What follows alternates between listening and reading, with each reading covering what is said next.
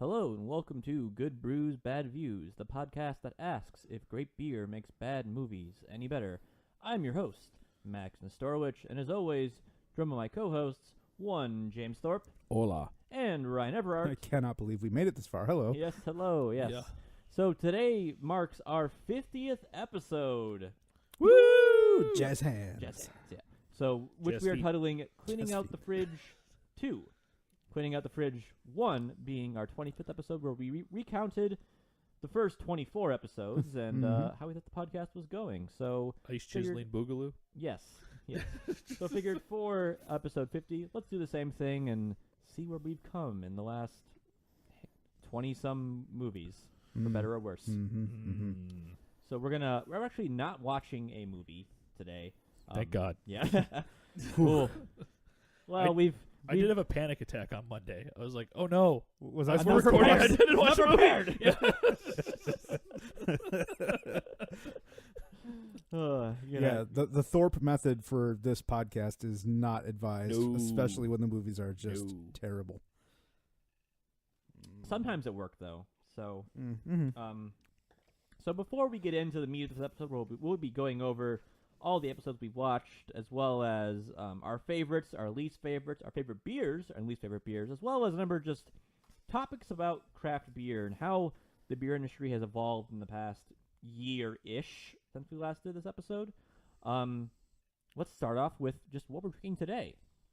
Today we have La Resolution from Unibroue out of Montreal, Canada, a bottle-fermented dark ale on lees, which on lees being a term for bottle-fermented.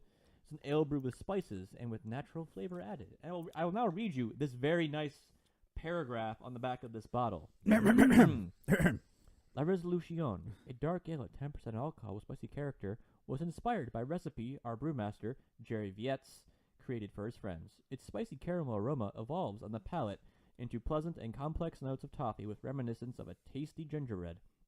The perfect balance between spicy, caramel, and roasted malt flavors is complemented by a nice roundness and persistent finish. La Resolution has a festive feel, perfect for the holidays, but it can easily be enjoyed all year long. After all, it's always a good time for a resolution. So, Unibroue is not the first time this brand has been on the podcast. James, you've drank a couple beers by them back in our early days of Yes. singular beer. I like them a whole lot. Yes, they make some very, very fine quality Belgian beers, and I haven't had one that I haven't enjoyed by them, and I'm very much enjoying this beer so far. What do you guys think? I like it a lot, actually. Was this pretentious kind of paragraph descriptive of what we're tasting? Whoop. Yep. Hi, Siri. Hi, Siri. Special cameo appearance by Siri. Thanks, This Apple. is what I get for saying, please make sure your phones are on silent. It before is we're on recording." silent. I was itching my toe and it turned Siri on. With your phone, okay. Okay. Your phone has some odd fetishes. Eh. Please don't use my phone. No. Nope, Ryan and I are Android. Yeah. Is there more of this beer? No. Wait, yeah, there's a little bit of smidge. Pass this bottle over to Mr. Thorpe. So Top This him is off. likely all. I'm just going to say it's. So I got It's this. Ryan I got Wash. this bottle from Whole Foods, which Whole Foods has a very, very fine selection of Belgian style beer, which I would say this falls into Belgian dark strong. Yeah. So and relatively fairly priced, like $12 for that bottle. So Oh, okay. Big Yeah. bottle. big bottle, Yeah. lot of flavor, good for sipping on. I am a massive gingerbread person. Mm. I love That- that kind of cookies during the That holidays. explains all the crumbs when you have a hard landing when you jump off something. Yeah. So this beer is hit me in all my weak spots. Cool. Making- Yeah, all weak my in the red knees. zones as part of a PlayStation 2 game Your are beer- getting your- hit right now. Your beerogenous zones. Yes. Apply directly. You're to the welcome. stomach. You're Yes. welcome, Internet. Okay, so let's get this show on the road. First off, let's start with a rundown of the last 24 movies we have done. James, take us from the top. So starting at episode 26, we did Valentine's Day with guest Katie, my wife, and we drank Cheap Date from Arcadia Brewing Company mixed with orange juice as part of Beer Moses. That movie was the one that, if you all remember, we made fun of, saying that George Lopez was He was the character He was that the character- was in Ashton Kutcher's mind. Yeah, Yes, right, was right. fake. It also featured the best child actor, one Franklin. Yeah. Good work, Franklin. From a beer perspective, that comes out of a local. That idea, I mean, that's a relatively ubiquitous idea, but I brought that on because one, my wife Katie doesn't particularly like beer, Mm-hmm. so it's kind of a way to get her to drink a little bit with us and go with it. I think it was also like 10 in the morning. Yes, it was. Episode? That's Yeah, we correct, recorded yes. pretty early. Yeah. Beer mimosas for breakfast. And then there's a restaurant around here, One Eyed Betty's, that does very good beer mimosas, actually, with good wheat beer. So that was where I kind of pulled some of that idea from, because she's drank a little bit of that we've gone to brunch before, and she's enjoyed it. So. Yeah. I think beer mimosas are a very, very fine balance, or at least with orange and beers in general also. Mm-hmm. Very, very fine balance of how much orange, how much beer before one overpowers the other. Yeah. You know? So, Yep. fine. Because I know other breweries like Dragon Mead have started making beer mimosas with Final Absolution, which I have not had, but I imagine would be an interesting combination. Yeah. That's an I would drink already pretty sweet beer. for Yeah, that brewer sugar they have because in there. usually, from what I've seen, is they do it with very wheaty beers, Mhm. because the wheat can stand up to the orange. So yeah, but something the craft industry is moving towards too. And we'll talk more about that after we get through this list. Right. Ryan, Yeah. what do we watch after that? Okay, well, I'm going to ride the coattails of James's introductory comments here.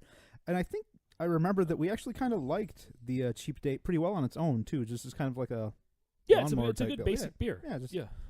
nothing against that one. Oh, God. All right, so you guys are giving me pixels. This was your idea I as a know. blind view. It was a blind view. Yeah, Yes, that's correct. I know, but just I hated everything about that movie. Oh, Ryan, what did you hate more? Did you hate Pixels more, or did you hate Ready Player One more? Ready Player One. Oh, strong For- statement. Right, for different reasons. More on that in the future. Yeah. So interestingly, actually, a silver lining to the Pixels debacle was Hoptronics. Again, is for any of our regular listeners, of which there are none. There's some. We're always self-depreciating here at GBBV. Hi, Mom. Yeah, hi, Mom. Hi, Noah. Yeah. Hi, Tom and Sean in Israel. Right. I'm generally not an IPA guy, but Hoptronics is one of the very, very few IPAs that I really like, actually. Like, I'll sit down and drink a Hoptronics if there's one around, and I'm damn sure going to like it. So, comment I have on that is I can entirely attribute that to the type of hops that are within that kind of IPA, double IPA in particular. Mhm. So a lot of people just think like, oh, IPA, bitter, punch you in the face, and Hoptronics, as I remember, is more of a earthy IPA. I can't think of the exact style of hops that gives that flavor off the top of my head, but that is something I can distinctly remember about that particular style of IPA we had. Okay. And it's actually not the beer I asked you to pick up for that episode. I was asking you to pick up Pangalactic Gargle Blaster Right. by Shorts, which is a Belgian IPA. Mm-hmm. But either way, I'm not upset. I mean, For the future. Hoptronics is pretty popular. They can that beer now. Yes, they do. Yep. Just to speak to that, I met a New Holland rep about a month ago, and she informed me that they had recently doubled their canning capacity about a month at that time. Mhm. So we should be seeing a lot more New Holland in cans Yes. around Michigan. Cool. So let's just kind of interject this movie discussion right now with the cans versus the bottles trend that craft beer has been taking in the last, at least in the last couple of years. Mm-hmm. So back in the early days of craft, early days as in about 10, 12-ish years ago, you definitely saw a lot more craft beer in bottles as opposed to cans. That was purely a marketing direction. Mm-hmm. Is this, these are beers that are in bottles. They are distinct from the adjunct lagers right. in the shelves. Yep. Adjunct lager pretty much come in either red, white, or some variant of blue. Right. And then you had these big, colorful labels, just as a way to distinguish themselves from those big beer styles. And now we're seeing craft beer getting to the point where they want to do wider distribution, and they want to preserve the beer for longer periods of time because of increased travel. So you're seeing a switch now to cans. Hop Slam is now only available in cans. I have some in the fridge right now. You need to drink that expired last week. It's going to be great. We'll get to that again later. You also beer in cans stays fresher longer. It's sealed. It's There's no light. Exactly, no light. So it any metallic taste you may attribute to being in a can is not from being in a can. That is a brewing contaminant. So Right. also the lighter can is easy, or excuse me, lighter, easier to ship, cheaper to ship, easier to carry with you on the go if you're going out camping or going out hiking. And Cools faster. Cools faster. Yep. So purely a marketing thing, but cans are actually the way to go. So I'm not gonna lament not getting cool hot blend Suck it, bottles. anymore. That said, from a bomber bottle perspective, if you are aging a beer, don't you need it in a bottle? Well, to the best of my understanding, they don't do any canned conditioned beer. The beer we're drinking today is bottle conditioned, which means they put an additional bit of yeast into the bottom of the bottle so that it continues to ferment in the bottle. So, yeah, I would say for the purposes of storing beer for a long time, this beer actually has a best by date of 2020 printed on it. So, yeah. Bottle condition allows you to store beer past the 6-7 months you probably can get out of most, lagers or ales. If Or it had a Hop Circuit Slam, City 3 date, it months. would be 2016. Nothing. Okay, back to the list. Hee-haw. Up next, we had Cyborg, starring one Jean-Claude Van Damme. We drank Expedition Stout from Bell's Brewery, a Imperial Stout. Gift, one of the beer gifts from the Sophie and Sean, who we met earlier last year, and gave us a nice trunk full of beer from Bell's. Beer Yes. and additional swag and Yep. stuff. So Yep. thank you once again. Yes, thank you again. Yep, very, very appreciative. So, James, what's the next one on our list? Dragon Ball Evolution. Next time on Good Brews Bad Views, we drank a assortment of Matsushima Brewing Company beers. The biggest thing, we talked about this just before we recorded. Those beers were from a podcast wide spanning beer population.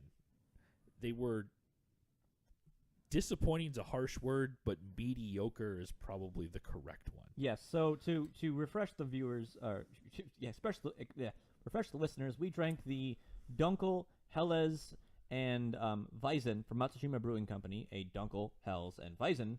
Yep. That I brought back from Japan. The Helles, I think, was the highlight of those three beers. I wasn't expecting much from those beers. I got them in like a gift shop in like a seaside town. Yeah, and that's why I'm trying to be mean to them. Yeah. No, if you want to be mean, let's talk about the Chuhai. Oof, that was a Yeah. disaster. The That was canned, bad. The canned highball That was just old spiked Kool-Aid. Yep. So in pine sol. Yeah. Lemon pine sol. yeah, but that movie was a disaster. Yes, it was. That canned highball was also a disaster. Mm-hmm. That's probably the closest that the three of us have come to not actually drinking the beer. Mm-hmm. We just powered through that because we had to. We And had the only to. reason we drank all of it is For because the podcast. for the podcast, and because it was a 12-ounce can split amongst the three of us. Right, We're just yeah, we like, got "Go through through the- it. Go through it. Yeah, if I think if each one of us would have had a 12-ounce can, I don't see the three of us finishing a 12-ounce can. of Yeah. that. If I had brought 3 12-ounces can, they wouldn't have let me back in the United States. So and to speak to that, I think the only beer that one of us actually hasn't finished is me. 'Cause Yeah. I gave my pumpkin away. Yep, episode That's right. 24. I drank the rest of it. Yep. Yeah, from the beers that we had for Dragon Ball, I do remember actually kind of liking one of them. It wasn't the Chuhai. I think it was the Helles. The Helles Is the Helles. had the I best think aroma that's what and a it very was. nice I body think to that's it. what The it other was. It ones was were actually kind of, pretty good. I remember about that beer. All of them smelled good, mm-hmm. but Yeah. not all of them tasted good. That's right. Yeah. So, Mhm, oh well. mhm, mhm. But Japan's got a kind of like a secret-y beer scene, kind of like it has a secret whiskey scene. But people like when people who are in the know are like, oh yeah, of course, Japan's got they do a whole bunch of crazy things. They have their stills at all different sizes, so they can make like weird ass stuff. But they actually have a award-winning oyster stout from like the World Beer Championship back in Oyster 2016. stout. Let's get our hands on that somehow. I had some when I was there at craft beer market, which is like the Japanese equivalent of a Hopcat. So Okay. Very much just, here's 30 different beers. It changes every couple days. So hopefully, and now you can get some of that whiskey over here. Yes. But hopefully maybe some of that beer comes over there. See. Over here. Yep. Hi. All right, so Hey, wakarimashita. up next. You don't understand? No, that's I do understand. Wakarimasen is I don't That's understand. it. There we go. Yeah, there we go. Damn it. Oh, it's my turn, huh? Okay. So after that, we did The Running Man, which was great because that was our first. Yeah, that was our first guest appearance with Mr. Randy Fisher. Yeah, that I actually hadn't seen that movie in its entirety prior to the podcast. I love that movie. It's so good. It's an experience. It's so much fun. I'm glad that I saw it, but man, just hockey sumo guy. They are talking about remaking that movie right now. This is a discussion we actually had on that podcast about how on that episode about how we were surprised that it wasn't remade yet. Mm-hmm. And now I guess they're actively seeking a studio and a director to remake that movie. I mean, we're basically like The Simpsons, but for podcasts. We predict things that actually come to fruition in the future eventually. Yeah, so, everyone's going to win a lot of money. Probably. Yay.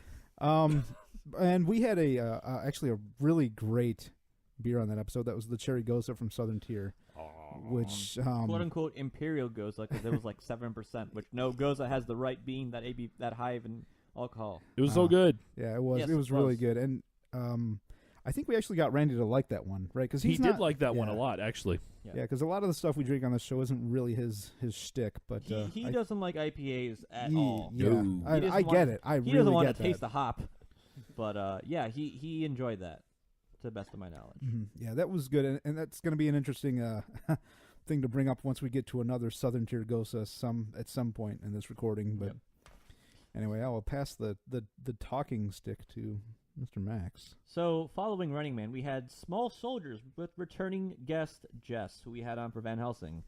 That was the first time the three of us, and four of us with Jess, had M43 from Old Nation, a New England IPA, to much renowned. It was a very hard-to-come-by beer in that June when we recorded it, but now that beer is everywhere. Yes.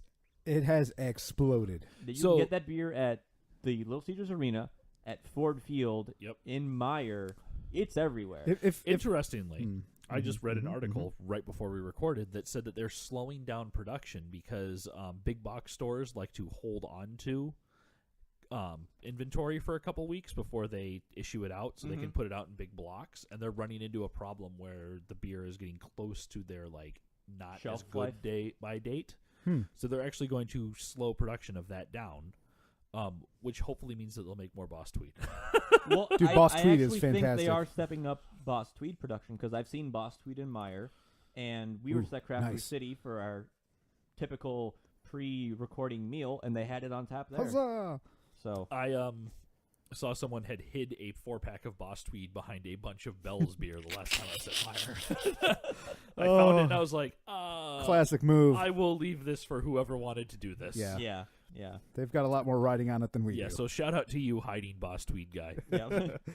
Or But, lady, whatever. When I actually got to visit their brewery back in September of last year, and half of the brewery was making M43, and they have another 10 other beers they make. And they've just recently significantly increased their brewing capacity. Yeah. I think it's more than doubled their brewing capacity. Yeah, they were in a very, very large space with room for expansion. Yeah. And they had some photos of the new tanks they were putting in, and they were sizably larger. I think they put in 8 80 British barrel and 8 110 British barrel. Wow. Dang. Containers. Yeah. So to give some context to that, a barrel or a keg, a typical keg, is half of a barrel. Yeah. So It's a lot of beer. yeah, 220 kegs. Brr. Yeah. Brr. So that wasn't the only beer from that episode, though, right? So No, we also Pool had Time. Pool Time by Bell's Brewery, which is one of their, I guess, new summery. I really like the Pool cherry Time. wheat ale. Yes. Yeah. It's slightly sour, which isn't on the description of it, but it's got more to it than just like your mom's cherry wheat ale. Yeah, Right. it's not a Leinenkugel. It's not a Yeah. Sam Adams wheat. Bell's has been doing that recently with Oarsman as well. They've been sneaking in Oarsman's sours. good. I really like Oarsman. Oarsman's good. Yeah, so they've been sneaking sours into the market, which is what. That's a style that appeals to a lot of people who don't like those typical beer flavors. Yeah. Is they maybe are more appealing to the sours, and that M43 that was the beer that got Jess into beer. I Beer? guess. All right. Yeah, Well, good for that. because we were raving about it so much in that episode. She's like, "Can I have some?" I'm like, Yeah. yes. Yeah, have Jess. this. Good work, She's like, Jess. "Yes, I would have this We'll again." We'll have to get her back on.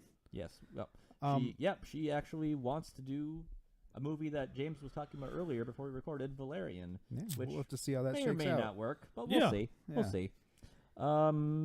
Over back to you, James. So the next movie is Oh, not a boy. movie. No, it is not. It's Batman and Robin with Guest. He was not returning at this point. Yes, he was. Was he returning? Yeah. Oh, he did Spider-Man 3 before this. Yes, Correct. that's right. Jordan. And so we actually discussed this before again. Another one that I think disappointing is a harsh word, Mm-hmm. but so it's New Glarus Spotted Cow, which is a good beer, but is not a beer worthy of not distributing outside of Wisconsin. The only reason they don't distribute outside of Wisconsin is they can't meet the demand. But even that, like, I didn't find anything remarkable about that beer. I think the description we gave it on that episode was the best lawnmower beer we've ever had. Yeah. I mean but we just had Solid Gold too recently. Yeah. So Yep. which Yep. is a thing that we'll probably talk about later. But that craft beer is trying to move into a more open market, Mm-hmm. right? A more accessible market. And maybe New Glarus just stepped into that realm before a lot of other people did, but I just don't. I guess there's two things to me on this. One, if you say you can't keep up with demand, that means you're not investing your money properly, and I don't have the financials, so I can't speak to it specifically, but it seems like you should be able to work that out eventually. Yeah. Right. What the one thing I can say about the financials of New Glarus is they employ like 90 people. Like that's all their company is. Yeah, I get that, but at the same time, like either that portrays one of two things. One, you are unwilling to expand, Mm-hmm. which is a different story. Yeah, Or- they once tried to also supply Chicago, Yes, like Pure Chicago, and they couldn't keep up with demand in Wisconsin. Mind you, this was back in like the early aughts. yeah, and so to speak to that, Yeah. I'm not picking on New Glarus, but we Mhm. just talked about Old Nation, which had a runaway hit. Literally only in the state of Michigan, and Mhm. maybe just a very few small distributions just outside of Michigan, and they put in tons of capacity. I mean, truly, that M43 went viral as a beer. yeah, that- In this area. That style went went viral. yeah. Like everyone's got New England right now, but M43 is like the best, is one of the top 3 New England IPAs in the entire country. but Though. here's the thing, though. I'm tired of that style. I mean, whatever. It's a style. I mean, I get it, but at the same time, like that alone catapulted that company from very close to not being around anymore to creating a significant amount more capacity. Making them a brewery that everyone Everyone knows. wants to find. Yeah. So that's when I hear things like, "Oh, we can't keep up with demand." It's like, okay, what are you doing? Because I mean, we Yeah. see, like we just I mentioned New Holland. New Holland just doubled their canning capacity. Like that to me is not a we can't keep up with demand. That's a choice that a company made. Yeah, I mean, New Holland also kind of has a diverse portfolio, and they also do spirits. I know. I'm trying to think of like of other New Glarus things I've had. They do a lot of maybe kind of off the wall kind of things. Like they have a Berliner Weiss that they bottle. They have like an apple ale. They do some fancy bottle condition kind of would things. you almost say that they're more the shorts of Wisconsin?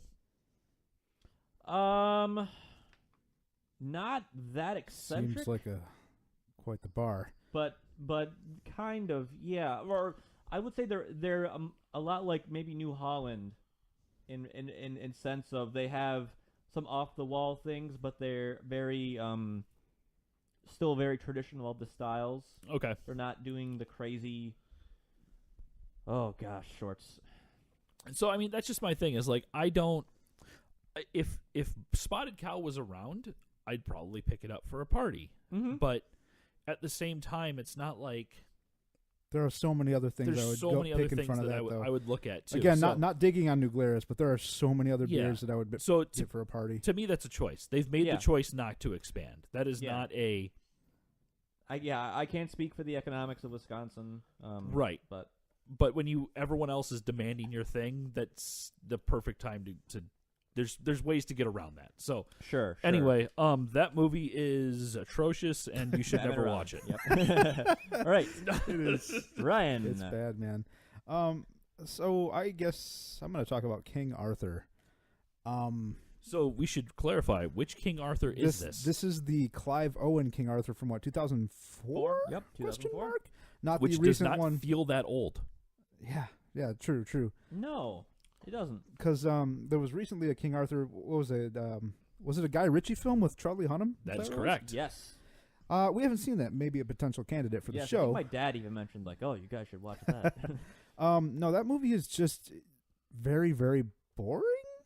Almost too boring, and It tries to be Gladiator too much, I think. it tries a lot of stuff and It fails. it like tries to secretly have a diverse cast, but never really mentions it. Yeah, and again, it's just Yeah. a common criticism that I have, particularly for movies, is it was marketed to be a lot more action oriented than the movie actually was, which was a problem for me. I also confuse that movie with The Centurion pretty much every time I watch it. Fair. And that also had a problem that many bad movies have, which is that the main character is less interesting than one of the supporting characters. Mm-hmm. Yes. I can't remember his name right now. Mads though. Mikkelsen or Stellan Skarsgård? No, the big dude. Bors. Yeah. Bors is way better than anybody else in that movie. Yeah. Fuck, I know the guy's He's name's on the tip of my the brain. loud brash knight. It's who's got, Ray like, Winstone. 15 Kids. Ray Winstone. Ray Winstone. He's way better than anybody else. Oh in that yeah, movie. I just Yep. absolutely agree. But we did have a very good beer. We had the Watermelon Gosa, the Green Zebra, from Founders, which We had that beer fresh on tap that James brought before it was branded as Green Zebra. That's correct. It was just named. It was just known as Watermelon Goza before they actually canned it. Yep, I had to check with my friend Alex, who works at Founders, being like, "Is this beer the same as this beer?" Yeah. He said, "Yeah." So Yeah, we are just the bleeding edge here at That Good was- Brews Bad Views. That was a beer that I had when I went and visited Katie when she was in Grand Rapids, and was just like, it was a hot day, sitting out there eating a sandwich, drinking that beer, and it was really good. Yeah, like the Green Zebra is kind of a beer where, let's go with the context of a summer beer. If you had someone over who's just used to drinking, Miller Lite, Bud Light, I'd be like, okay, drink this thing. Like, this is nothing like but Yeah. drink this thing and tell me how you feel it's about not this going to beer. overwhelm you with the flavor. No, Right, but I took that on a boat with my parents' friends once, and they really liked it. They're all like Miller Lite people. Right, So- right. Yeah, that's a very, very good beer, good Goza. I enjoyed it. All right. On to the max. All right. We watched then Spawn, Spawn. which probably has the best John Leguizamo performance of the three movies Yes. we've seen him in. No Other two question. being Gamer and Super Mario Brothers. Jesus For Christ. that one, we drank a fresh growler of Crayon Ponyfish from Shorts Brewing Company. Oh, it just went from 6 to midnight. Yes, sour ale aged in wine barrels. That is Wine bears. Wine bears. Wine bears. That's their peachy pom pom is the regular bottle version you can get. Yep. So I actually just Shorts posted something today on Facebook, and I was like, "Yeah, that's great, guys, but when are you going to start distributing Cram Ponyfish?" Yeah. And they responded. They're like, "Well, you don't have any plans now, but never say never." So yeah. I'm got my fingers crossed forever. but 'cause Ryan, that was amazing. You do. I did tell you that they're distributing Critterless again. Critterless Yes. is a close second to that for my favorite sour. We saw that at the Beer Baron Dude. the last time we were there. Yep. Yeah. Saw it at Whole Foods this past weekend. No, Critterless is phenomenal. Critterless featured in the Ravenous. best GBBV episode. Incorrect.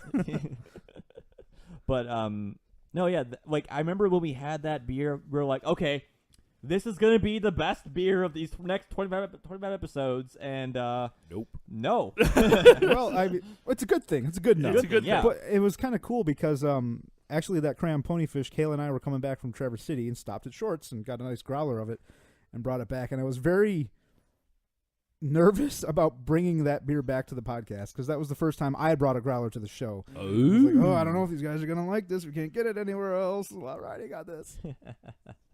So, James, why don't you take us into our next movie? So for would you like to know more about? I our would next like to know episode? more about the next movie. Which is Starship Troopers, which is also another amazing movie. I love Starship Troopers. I will It's a fun one. unabashedly gush over Starship Troopers. I think you guys had to deal with me gushing over Starship Troopers for like 10 minutes after that episode. So during that episode, we drank Three Philosophers from Omegang, which is a quad, which Stephanie taught us is actually just a Belgian strong dark. Belgian, yep. Um, With Creek. Yep. And I have a I bottle remember of that for the next beer tasting. That It's was a a- bottle of Creek. Yeah, I remember that was a good beer. I don't remember being blown away by that beer, but Yeah, I remember being good. You guys weren't as blown away about it as I was. Yeah. I went and bought another bottle of that, and I'm gonna do a vertical with it. So I'm gonna, because supposedly you can age that beer for up to 5 years. Okay. Dang, So I'm gonna do a dog. 5, a 3, and a 1. So in the future, look for that The future. review.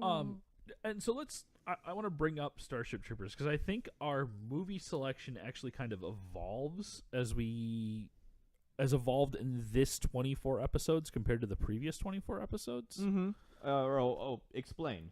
I think we've been willing to venture more into eccentric or known ridiculous movies this 24 episodes than the previous one.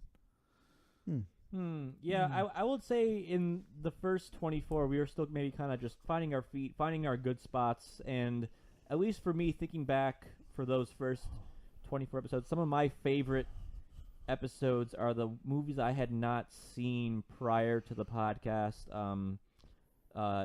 Deep Horizon. That's not the movie.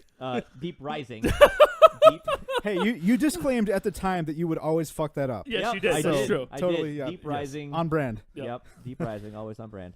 Well, it's because Deep Rising is just an amazing movie. Yeah. Awesome. Yeah, Deep Rising, Santa's Sleigh. Oh my God. Hell yes. Yes. Yeah.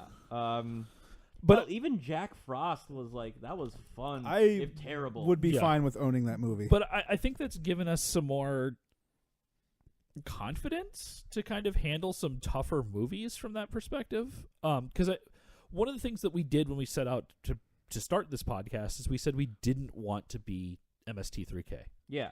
because of the obvious obvious Right. comparisons between the two. Sure, right? sure. Yeah.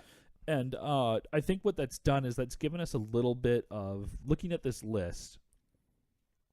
For the most part, these movies kind of fall into two categories, which is like knowingly terrible, right? Like movies that we are walking into because it's like, okay, we know this is a disaster. We're talking Bright, Pixels, Dragon Ball Revolution, Dragon Ball Evolution, Assassin's Creed. the Star Wars Holiday Special. Oh God, yeah. But there's a lot of other stuff on here that we like, Mhm. right? Like we hold special places Oh for. yeah, I will absolutely die on the hill that The Cell is a great movie. And we have Sudden Death, Alien versus Predator even surprised the three of us. I know I'm spoiling movies we watch, Yeah. but it's interesting to look at that and say, okay, we kind of we've spent a lot of time considering the good in a lot of these movies. Well, yeah, that was I think one of the ideas of this podcast is we didn't just want to shit on stuff. Yeah. 'Cause anyone can do that. Anyone can just rip things Cinema apart. Sins. Yeah. Which, did you see that? Yeah. That yeah, was Oh put out there. gosh, yeah. Don't ruin the movies. they've, Don't ruin the Cinema Sins guy complaining about people ruining movies. Yeah. Yeah. Yeah. No, and I think that's a good point. Like it's so easy. One of my boss's favorite sayings is that it's always easy to do somebody else's job, right? And that falls perfectly into this. It's so easy to just trash someone's movie. Mhm. Mm-hmm. but that doesn't bring anything to it. I find the episodes where we spend a lot more time talking about the compelling things that we like amidst everything else and why that brings you to good places in the movie. That's so much more compelling to me than everything else we talk about. Like, at the time of this recording, Lost in Space is about to go up, and I like to listen to the stuff before I post it just to make sure, like, the levels are good and just, think back some of the jokes we made and stuff we talked about. And the comparison or the discussion we had about Matt LeBlanc being the proto Chris Pratt is one of my favorite things we've talked about. And that wasn't something I had written down beforehand of, like, in the pre-watch, whatever. But just thinking about that, I'm like, yeah, that's, lovable doofus try to be action star. Yeah, lovable doofus is now action star. Yep. So, those are the fun things we do here, and we do watch a lot of trash in regards to some of these things, which. Like, those are my favorite ones, are the ones that are just like, these are terrible, but let's talk about why they are terrible, not just saying like, oh, these suck. Yeah, because even those terrible ones, we find some of those things endearing. Yeah. And that's, I mean, as people who listen to this show regularly will find annoying probably at this point, one of the main pillars for me just doing this podcast at all is just that it's always fun. And I think that we've got, between the three of us, just a very good rapport. And we're also huge movie nerds that we are able to turn any of those situations into good discussion. Like, we can have a movie that is just straight up a train wreck from start to finish, but we can have a good talk about that. But also we can have movies that are kind of good. Maybe they're not that terrible, but we can also kind of dig things up out of the, the narrative, the cinematography, the acting, all that stuff, and just talk about that and flesh that out well. And it's just fun to kind of exercise those brain meats. Yeah. Yep. All right, Ryan. Oh, crap. The next I need my notes. This is taking a lot longer to get through than I thought. Holy hell. Oh, this makes me happy that this fell to me, though. Killer Clowns from Outer Space was after Starship Troopers. Good effects. Yeah. Again, if anyone listens to that episode, this is going to be some familiar thoughts, but that movie scared the shit out of me when I was little. I just caught a couple of parts that were just really horrifying to me back then, but watching it now for this podcast, I love it. I went out and bought the Blu-ray. And it's so absurd, but it's kind of like, it's a kind of sincere movie. Like, it's done lovingly. Yeah, considering it's like the clown costumes cost like $1980s dollars. Right. So, and the fact that they still look that good. Yeah, the practical effects on the faces particularly, holy crap. Like, they're really convincing, actually. It's pretty impressive. And and I think I made the same comment during that episode. Did I just get Canadian or Minnesotan for that episode? Don't you know? Don't you know? We have a lot of family in Minnesota. Lutefisk. Plus 10 for even knowing what that is. Okay. But again, maybe blasphemy here, but Killer Clowns from Outer Space is a movie that I would like to see remade. I would like to see that movie redone, and I would like to see it more silly, but also more dark than the original. Both of those things. I think that'd be a very cool so film. You want to see the I can't think of the cabin fever version of Killer Clowns from Outer Space. Kinda, yeah. But even where it's like Cabin Fever is not that dark. Yeah, but it's taken as a movie. It takes humor and gore. And puts it together. So you're looking for something that's dark and so when I say dark, so you want it directed by an early Peter Jackson, a Dead Alive, Bad Taste. Where it's dark and it's gory, but it's humorous and it's kind of slapsticky almost. You know who I'm kind of thinking of, Sam honestly, Raimi. for that? Well, Sam Raimi is one choice, but actually James Gunn.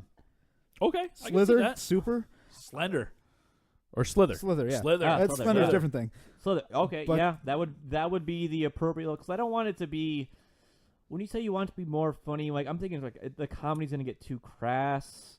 Like, well, you don't want Sean William Scott starring. Yeah. It's just like I think things that would be just more like purely kind of mischievously funny And when I say dark, I don't mean like, oh God, let's turn this into a Saw movie and watch this guy sever all of his limbs. Not necessarily dark like gory, but dark thematically at times. I think that would be very cool to have that contrast between the whimsical nature of just for whatever reason these aliens that have chosen to be clowns. Yeah. And just the very dark nature of what they're doing at times. There's one scene from that movie where I think it very much nails the dark atmosphere. Is it the girl on the playground at the restaurant? Oh, that was one yeah. of them. Yeah. Yeah, that's more of a sinister. Yeah. That's what I mean. That is a sinister Yes, it is. feel to that movie. But no, I was thinking more of maybe beginning of the third act when you see like the parade kind of going on. It's kind of like that. Yeah, that'd be- music where the people are they're kind of just like tossing the people like out of their houses into their giant vacuum machines. I agree completely. That's a scene. It's got the weird like streamers and confetti everywhere. That's a scene that could be very, very sinister and uncomfortable. And I like that. I would like to see that in a remake for this movie. You want xenomorphs mixed with clowns? I don't know about that. But that sinister brooding feel that they have. Where they can be incredibly interesting, but on the other hand, they're terrifying. Yeah. I think what kind of makes the xenomorphs so terrifying is they're often depicted in a closed and tightened space. Yeah, no. What I'm saying is neither here nor there. It's like the juxtaposition of something that is simultaneously terrifying, but also you just think they're very, very cool and interesting at the same time. Right. Yeah. Yep. Mr. Maxo. Yes. Up next we have Freddy vs. Jason. Oh, boy. With Claire. Mrs. Higginbottom. OG podcast fan. Right. Yep. Took her sweet ass time getting on the show. On that one, we drank Warlock from Southern Tier Brewing, an imperial stout with pumpkin, chocolate, and a bunch of other nice spices. That's a big one for you, right, man? That is one of my favorite beers. Yeah. And we also had Steffo, the growler that she brought from Ascensions Brewing Company. Freddy vs. Jason, that was the big versus movie that had been billed for almost a decade. And it was mediocre at best. Yeah. I mean, I don't know. Robert Englund was chewing the scenery a lot, but I felt like he could have done a little more. It felt kind of sided towards Jason. The way the movie was framed, you almost wanted to root for Jason. Yeah. In that. Yeah. So, but it was. It was pandering to fans in a way that didn't end up being a total train wreck. Yeah. Yeah. It was was okay. fine for what it was. Yeah. Whatever. Yeah. We had Kelly Rowland from Destiny. Yeah. Rollins or whatever That was from Destiny's Child. good. Mm-hmm.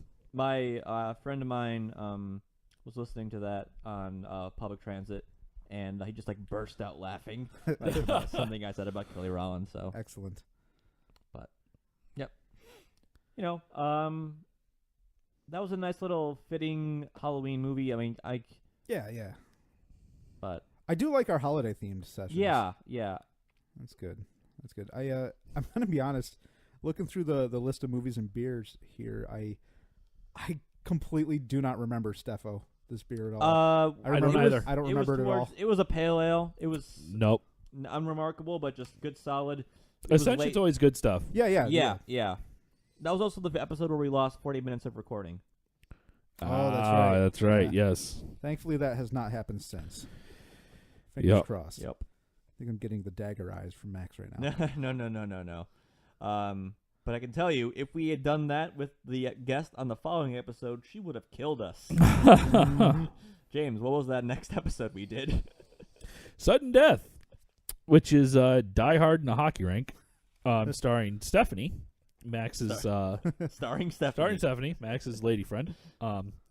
Jean-Claude Van Damme. We drank Jean-Claude Van Damme, which is the best name for a beer. Yes. So that is the one time on the podcast that we've ever done a homebrew. We, from a philosophical standpoint, we kind of have two revolving rules around how the podcast works, which is that the movie and beer must be accessible to at least a local audience to the podcast. That more falls on the beer because movies aren't distributed like it's 1920.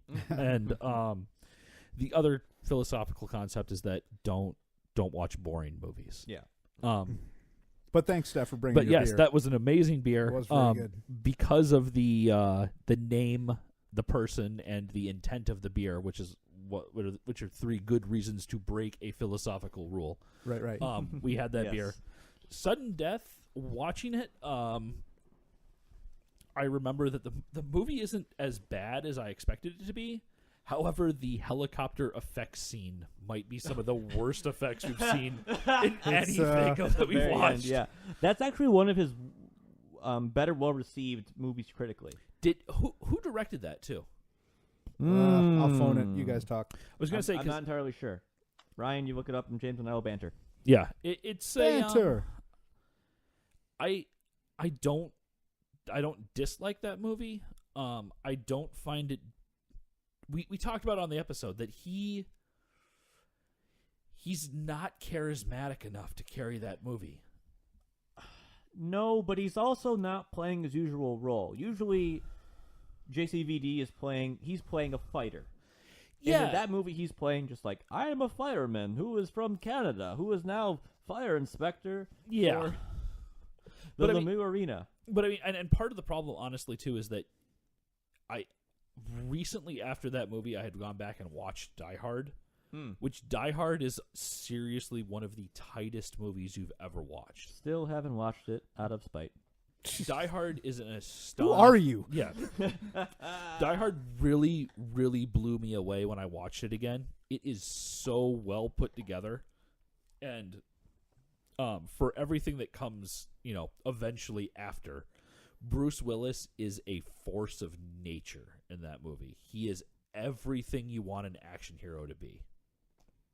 And compared to who Jean-Claude Van Damme is, who is trying in that movie, I'm really going to give it to him. He's trying. He's really, really trying. And there's a couple scenes where he gets to kind of chew the scenery a little bit, and you see those flashes of a young Bruce Willis, or we talked about him earlier, a Chris Pratt, where he's having fun. You don't ever feel like he's having a lot of fun in that movie. Yeah, and I think we talked about it on that episode too. How much of that is on Jean-Claude Van Damme versus the director? Yeah, And this is Based how on I the want you to act. Tone it down. Don't be so. Yeah. But Ryan, who did Energetic. direct that movie? I just found it and my phone went dark. It is Peter Hyams. Hyams. He'd also worked with JCVD on Time Cop. Okay. Yeah, and like I get the stoic fighter scenes, but that movie, that when you have an action movie and it's centered around a guy, right? It's centered around a guy, and there's a group of terrorists that are the bad guys, and you have the one bad guy. You have to have a charismatic action star. You have to be charismatic. I mean, you don't have to especially be. because he's countered by Powers Booth. Yeah, Who is who like is super charismatic. Right. If you're gonna have the the strong stoic type as your main character in this situation, there are ways to make him a lot more interesting. Yeah, that just weren't done for that movie. I agree that more often than not, the charismatic action hero is the way to go. yeah. But you can, as with most things, if you do it right, if you take the the stoic character, the strong silent type, and kind of just flesh them out in ways that are interesting, it could carry better. Yeah, I mean, you have like the gunslinger from a book narrative perspective. Right, I'm right. not talking the movie. I am not talking I the still movie. haven't seen. The gunslinger from the Dark Tower, Sure. right? Yeah. Okay. Anyway, Ryan. Ah, crap. Alien vs. Predator. Sorry, I saw Versus. I was like, wait, we just did a Versus movie. Yeah, so we did Alien vs. Predator, which is not terrible, No. actually, as a movie. I remember one of the biggest disappointments for me on that film, seeing it for the first time years ago, was that it was a PG-13 movie. And when you're having a mashup of some of the most violent, just action sci-fi movies around, I just really wanted some more beyond what I got as far as the action in that movie. But it wasn't too bad. It wasn't too bad. All the fixes. All the fixins. I- Funny story about this, Ryan. I don't remember that episode well. So that was Good a blind job, view, beer. right? Well, it was impromptu. Yes. We had a movie we were going to watch, and we decided not to do that movie, which we'll get to later in this episode. But yeah, that was a blind view of being like, let's just do this. It was on our list of potential episodes, and we made it through. Yep. So, yeah, for all the fixins, that was a damn fine beer. So I never actually commented on what we were drinking today. I like this quite a bit. I like the spice flavors in here. But the spice flavors lead me to think about, holiday beers, winter beers. And if I had to die on a frozen island with one holiday beer, it would be all the fixins, probably. It would not be what we have today. La Resolution. Yeah, because this reminds me of It's very good. Don't get me wrong. Fancy version of Three Scrooges. Yes. Yeah. Yes, was just going to say that. That's right. Which, again, Three Scrooges, good beer. Really good beer. Yeah, Highly but all the recommended. fixins by Batch Brewing Company. I seriously need to expand my experience with batch beers. Very good beer. Very, very good. And their beers. food. I keep hearing a lot of good things about their food. Their food is phenomenal. But that was the barley wine brewed with cranberries and orange zest. Mm-hmm. I remember opening the first one. Remember opening the second one after like, oh my gosh, we need to have more. Yes. And, well, that's how the night went. So, we actually recorded that episode on the same day as the following episode, the Star Wars Holiday Special with returning guest Jordan. Boy, we did drink a lot that day, didn't we? Yeah, Yes, we did. For that one, we needed something stronger than beer to get through that 100 and some minutes of tragedy. We had, Ryan, is this pronounced Isla Ray? Isla Rye. Isla Rye from Grand Traverse Distillery. The first time we actually drank whiskey on the podcast as opposed to beer. Right. And Star Wars Holiday Special. What can we say more about that other than it had a very interesting animated sequence? Yes, the Mobius animated sequence. Mobius, yes. And a lot of just Nothing. non-subtitled Wookiee yelling. Moving on. Oh, my God. Moving on to yelling. Jesus Christ. Jingle all the way. Put the cookie down! Which was the biggest thing I remember about that movie is that Sinbad is way more sinister and like evil than I ever remember. In the context of being an adult. Yes. Yeah, Yeah. it's like, ugh. Yeah, because we talked about that movie. I remember that movie being marketed as like, "Hey, it's two dads like going competing at to be it, like yeah. dad stuff," and it's not at all. No, it's just Sinbad Sinbad's is- kind of a jerk. Sinbad is clearly not a good person. Yes. He's a deranged mailman. Yes. So that was this is a beer I brought. CEO Stout from Right Brain Brewery, which is a American stout brew with espresso beans. That's one of my go-to stouts. Yeah, That to me, it's a good baseline. it's stout. a super good stout. Again, it's nothing overly remarkable, I'd say. From a like Max's, this is a baseline stout deal. From an interesting stout perspective, this is not like go get stout beer from wherever, right? This is a good craft stout to say start here and expand outward is what I would say. I liked it. I know that I had brought it. I think both of you, or at least Ryan, had drank it already. That was the first time I had it had it, before as well. Yeah. I had it on draft. So yeah, that was a good one. Yeah, I had the pleasure of being at Right Brain up near Traverse City, which is a fantastic place to go. Great food, and atmosphere is great. But yeah, I had it prior to the episode there, and liked it as well. Burp, burp. Oh crap, that's me again. Yep. Gotta pay attention to the order of things here. I'm so jealous I get to say the movie after you. Yeah. So GoldenEye, huh? Yes. Pierce so Brosnan's first role GoldenEye. as James Bond. So as a formative James Bond movie for me, I spent years thinking that I would never see a James Bond better than Pierce Brosnan. I was wrong because of Daniel Craig. But yeah, GoldenEye is just a ton of fun. That movie is a blast, I think. That is the one movie we have gotten shit about doing. Oh, yeah? Yeah, when we went to the Pod Detroit meetup, someone's like, wait, you guys did GoldenEye? Like, as one of our movies? Yeah. So I'm like, okay, fair enough. But it's not a good movie. It's a good, like, like popcorn summer blockbuster flick. It's really entertaining. Okay, so it's got a lot of character to it. But okay. it's arguably no James Bond movie is a good movie for the most part. Until there are very few James Bond movies that are good movies. Casino Royale is a good movie. Mm-hmm. Skyfall is fucking great. I have not seen Skyfall, Dude, so I can't Skyfall comment is on so it. good. But it's up there. That's my favorite. Most actually. James Bond movies kind of fall into, and I know people are gonna be mad at me about this.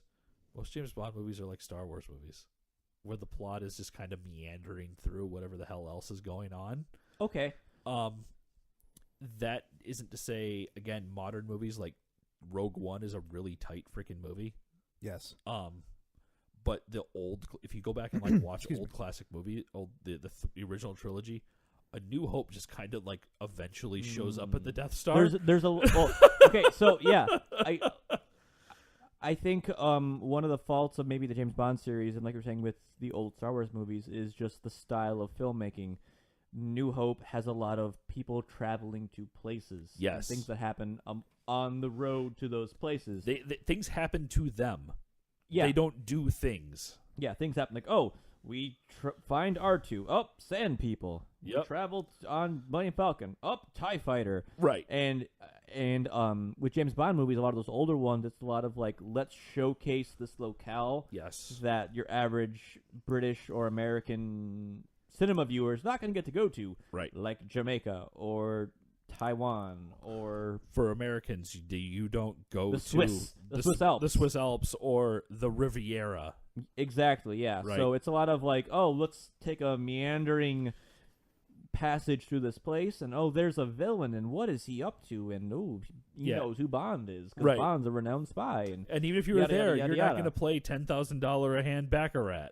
Yeah. Yeah. Yeah. So, but then as you get through the years, you have your different actors and different filmmaking styles, and when you get to Pierce Brosnan, I will say of the 1, 2, 3, 4, 5, 6 people who played Bond, he is the most suave. He's the most like classically British. Suave. Classically British, and maybe the most attractive of the actors who's played him. I will say young Sean Connery's a really handsome man. Okay, yeah. True. Dr. No Sean Connery is a handsome man. Yeah. And Daniel Craig is not handsome, but a well-built man.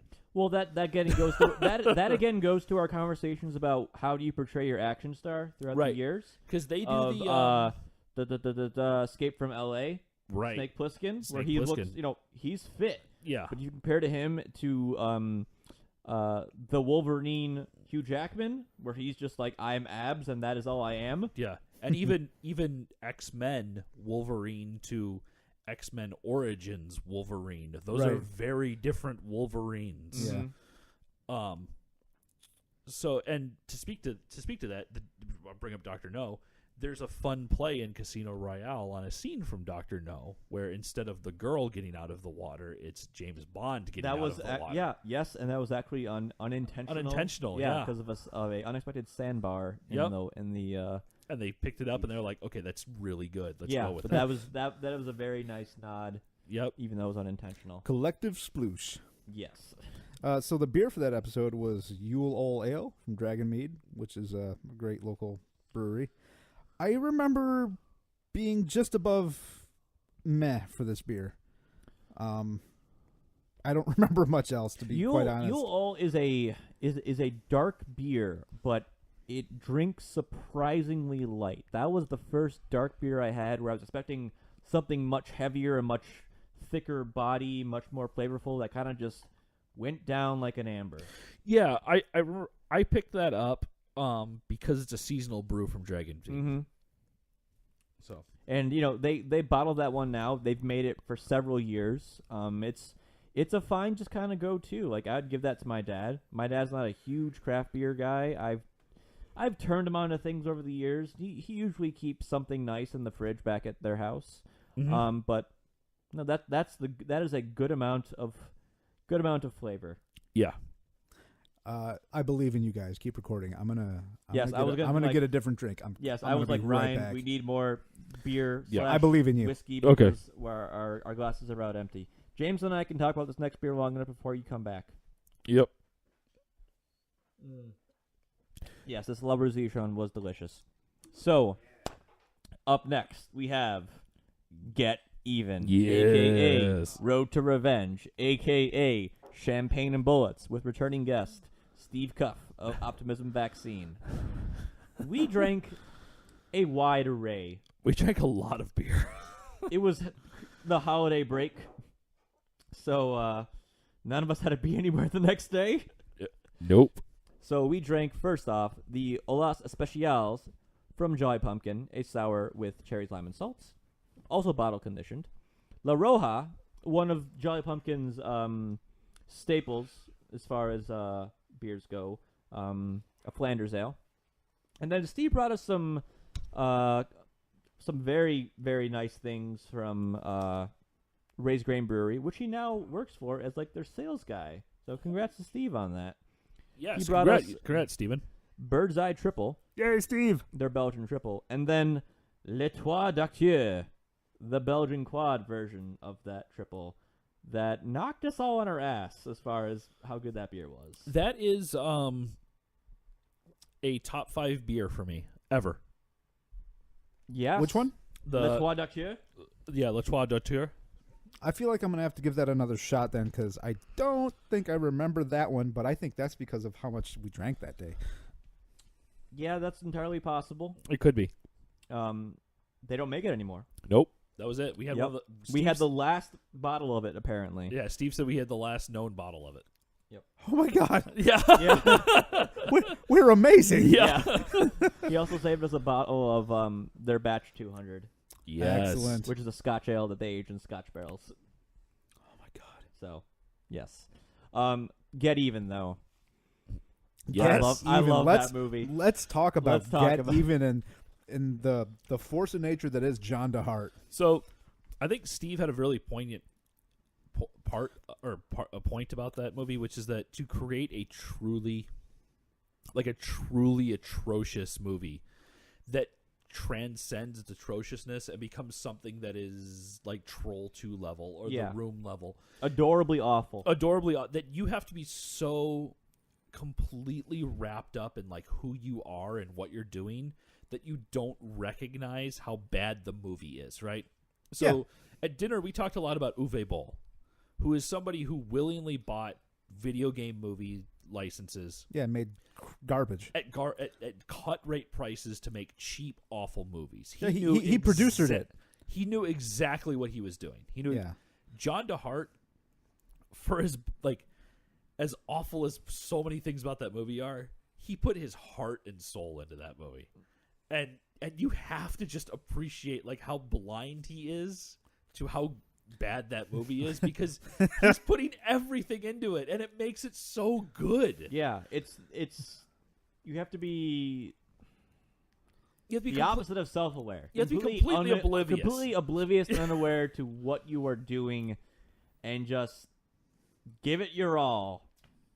And that is what makes that movie so ridiculous. And It's one of the best worst movies I've ever seen. That's a big statement. Yeah. The karate sequence. which one? Where he just The stops dog? to feed The his dog dog some doing karate? fucking bologna or something. Why? Doing spinning back fists to his heavy bag. Yeah. Just lazily whipping around.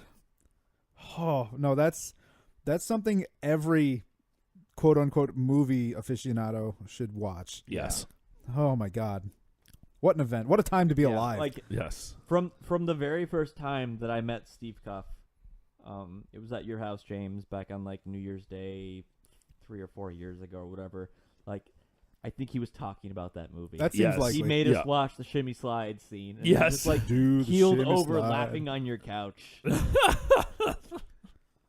And I'm like, okay, we're friends now. So just for so many things, Steve Cuff, thank you. Yeah. Yep. Yeah. Uh, But I cannot talk enough. That damn movie. please YouTube it. Yes. Yeah. You owe it to yourselves. And YouTube it. if you have movietorture.com. if you have the Find it ability as to well. buy it, you should probably do so. Also, I've been trying to find an actual copy of it. Real and copy. I You just might need to have contact call- John DeHart. Yeah, I'm at yeah. and if you have do to so, call. you should order 3 copies, and then we'll just pay you back. Yes. Like how I got Yes. us all Blu-ray copies of The Room, and then got Tommy Wiseau to sign all Yes. Mm-hmm. All right.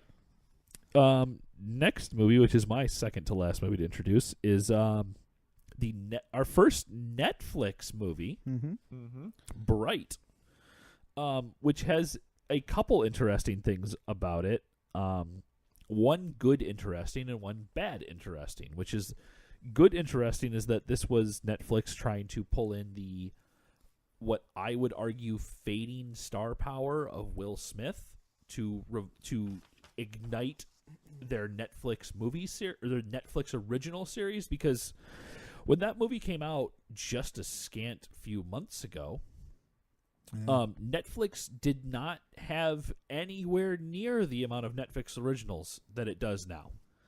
There are a significant amount of Netflix originals, whether they are movies or they are or Stand-up shows or comedies. comedies or Mhm. what on that service now. I think they're slotted to have There are a couple hundred. 500 this year. Yeah, I mean they are producing astonishing. an amazing amount of content. They had the most recent thing I watched that I was impressed is they had a recording of Oh Hello, John Mulaney and Nick Kroll's Broadway show, Oh, okay. which was very, very funny. So, I mean, the other less interesting and more like bad thing was that movie came out right around the same time that the accusations against Max Landis came out. Right, because Max Landis wrote Bright? He wrote Bright. That's correct. Yeah, but So I went back in preparation for this episode. I actually did something in preparation for an episode. Oh, yeah. Ryan, golf clap. Max Landis has not tweeted since that event, since the accusations came out. And if anybody else had followed him, which I did, he was a prolific tweeter.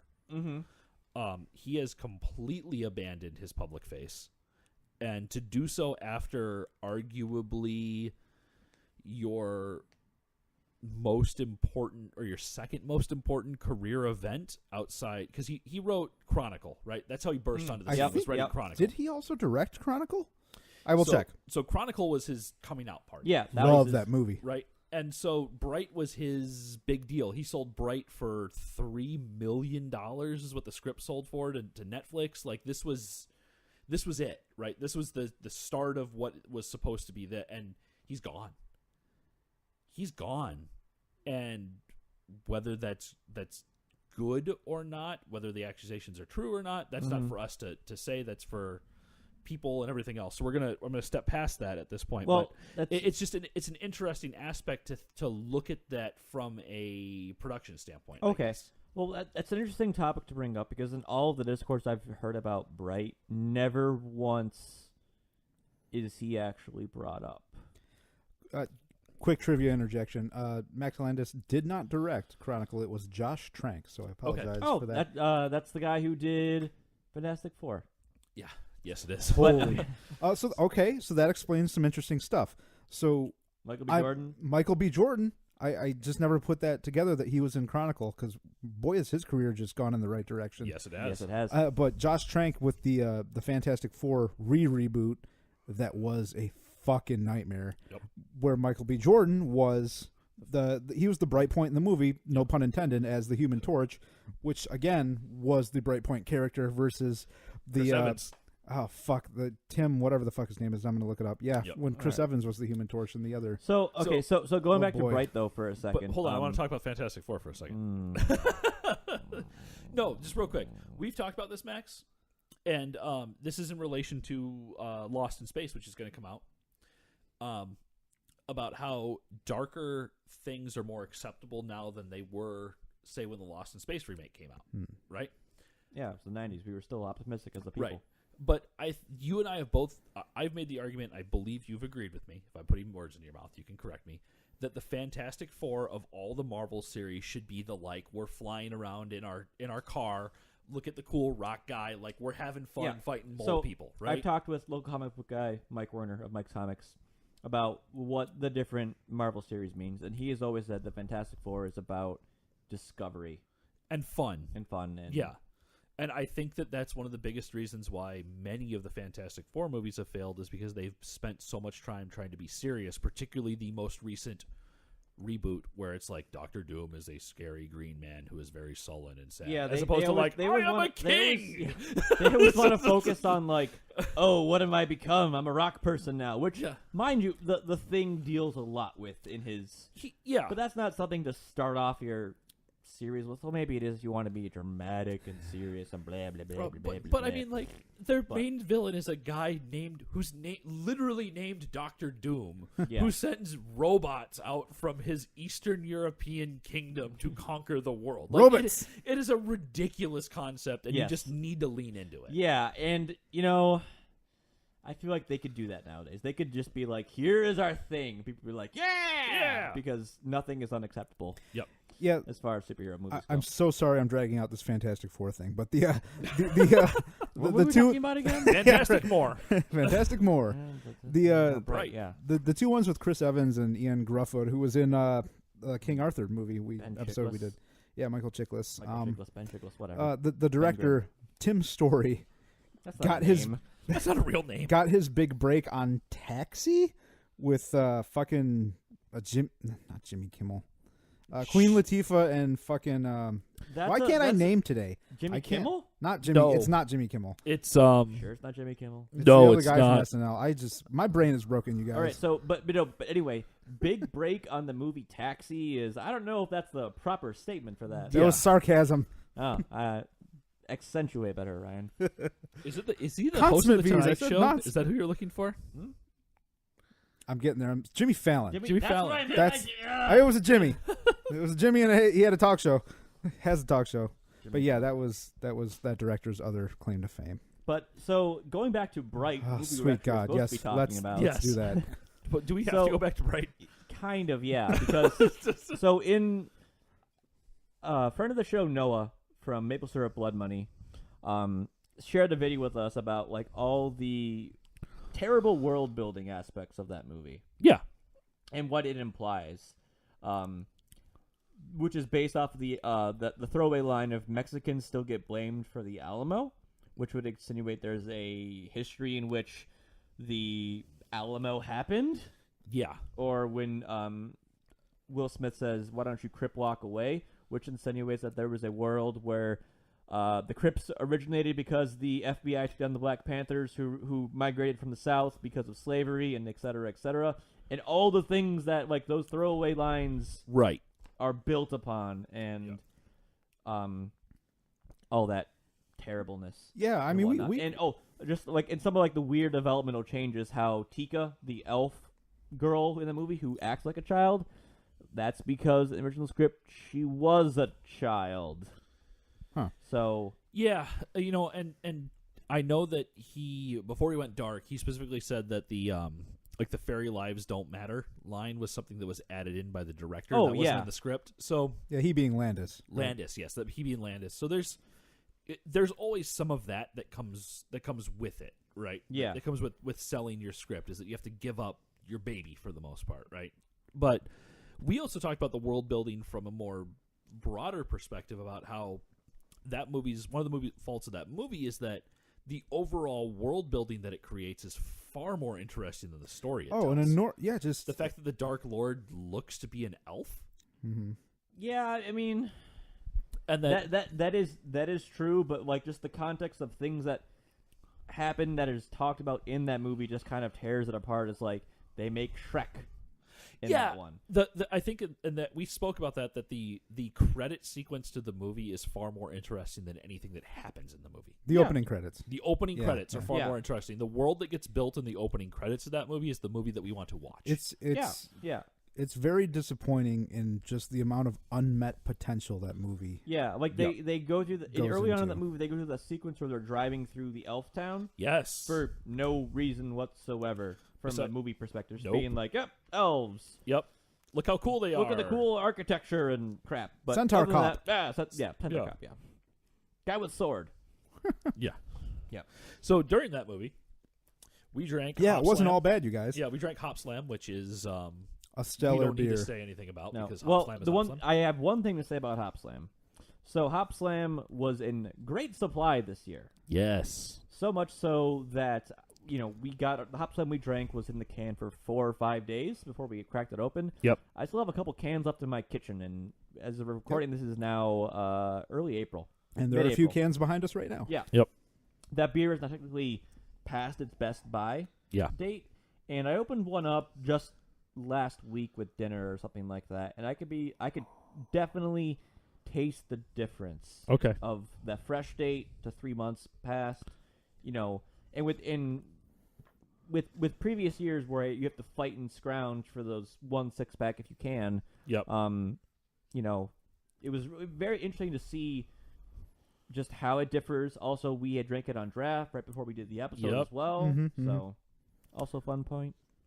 Yep. That wasn't What the else do only. we have? That was the only thing I yes. drank, which is so I guess this is a philosophical question that I have for you, Ryan. Because do you I'm consider not prepared for this. honey wine a beer to compare to other beers, or would you put that on its own level? That's probably more meaty than a beer. That's what I would consider right, too, especially because from Bean Actor, because that's kind of their the thing is kind of the meads. thing. I'm hit you on the slant. Cider. If that's the case, Dragons Dragons Are Real is the best mead/cider I've ever had in my entire life. No argument there. There are 4 bottles of it behind me. It is an astonishingly good drink. Mm-hmm. Mm. I am gonna be the saddest man alive if Bean Nectar ever stops making that drink. I just want to have that Just forever. anytime. Yes. Just all the times. All right. Ryan, what are we drinking right now, actually? Because we are no longer drinking La Rosation. So we are currently drinking the high altitude brown sugar bourbon from Heritage Distilling, which is a craft distillery in Washington State. I first had this. There was a whiskey business event in Michigan in Royal Oak a couple months ago, where you get some tickets, you go in the door, and you try a whole bunch of samples of different whiskeys, bourbons, scotches, that kind of thing. And this easily was one of the things that I had that night that really, really stood out. I like this very much. I've got another bottle upstairs of the non-high altitude version, and the difference between those is just the proof. So the one we are drinking now, the high altitude, is 103 proof, so it hits hard. Oh boy. Yeah, Tastes like that 103. that's a wonderful thing. Yeah, and just the regular brown sugar bourbon is upstairs. That's a gift for Kayla's brother. I think that's 80 proof, but this. I love this. This is one of those drinks from Whiskey Business that really left an impression on me, and I was actually kind of surprised to find this locally because I had actually shared a couple of tweets with Heritage and some other distillers from that event, and they're like, yeah, we're only in, fucking Washington or whatever, we're probably not in Michigan. And then, sure as shit, the Wine Palace down the road, who has probably everything, Yes. they had a box of them just on the floor, just one box, maybe 2. But it was great because I asked the guy, and I don't have his card on me, the guy who runs the joint, and I said, hey, do you have this thing? And he goes, oh, yeah, it's right there. And turned around, and yeah, there it was. So away went my money, and home came the bourbon. I've been to Wine Palace a handful of times, and they have a very, very broad selection. They have a whole little end cap of just Michigan whiskeys, which is quite nice. Yeah, I'm feeling bad for not remembering the guy's name because we talked a bit, and I gave him some cards for the podcast, and he said we were free to use the Wine Palace's name and say that we could buy some stuff from there. So Cool. thanks, Wine Yeah, Palace. Wine Palace. Yeah, Wine Palace. So, I'm going to be selfish here for a second and say that in the last couple months, I've actually come around on whiskey and started to enjoy it. High five, Ryan. Woo! Yeah. So much so that I have purchased some stuff from Motor City Gas, which is a local Oh, they're distillery so here. good. Good work, you guys. And the one that I purchased was Barley Legal, which is done in cider barrels, which has a little bit of taste to it. And this is, even from my short time, this is one of the most unique things I've ever drank. So much brown sugar. yeah. in it. Yeah. It's I made mention of this to a friend on Facebook the other day that it almost drinks like a liqueur. Mm-hmm. Dangerously so. I would agree with that. Yeah. Yeah. But it finishes like a bourbon. Oh, the finish is wonderful. It's the right amount of warm. It's not harsh. No. Yep. Oh, it's so good. All right, moving on from Bright. Mercifully moving on from Bright. Oh, Where God. We managed to talk very little about Bright. Oh, that means it's me. It's me, right? Yeah, it's me. Okay, so let's talk Evolution, which was our next movie. Woo! Evolution is, for me, was very much towing the line for being almost a movie where I was like, yeah, I really like it's bad, but I like it. It doesn't quite get into the I like it section for me. I blame David Duchovny for Yes. I Second that agree. motion. Yep. Uh, The Yeas have it. that. Yeah. Unanimous. yeah. Motion to adjourn.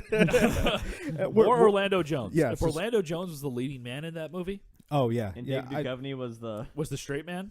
right. Yeah.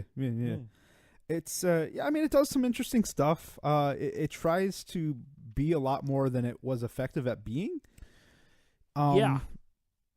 And we get a Sean William Scott who is, Stifler, but with science. Fireman. Yeah, Fireman Stifler. It's got some endearing stuff to it. I didn't hate has that the movie. It has the touches of being an Ivan Reitman film and some of the Yeah, humor. yeah. Yeah. The very, very dry humor of like, well, how can you do that? It's like with napalm. Yeah. lots and lots of napalm. Yeah. Right, because that's Ted Levine, right? Yes. I believe Yes. So. Right. Buffalo Bill, dog. Yep. So what did we drink? Yeah. What Ryan? did we? Okay. So I thought this was a different thing, so I'm confused. We drank Super Troopers from Petoskey Brewing, which was a brown ale with coffee and donut flavors, which is what has become one of my favorite brown ales. Yeah, really. I very much like it because the donut descriptor doesn't hit you in the face at all, like being like, oh God, this tastes like someone squeezed a bunch of donuts and stuffed them in here.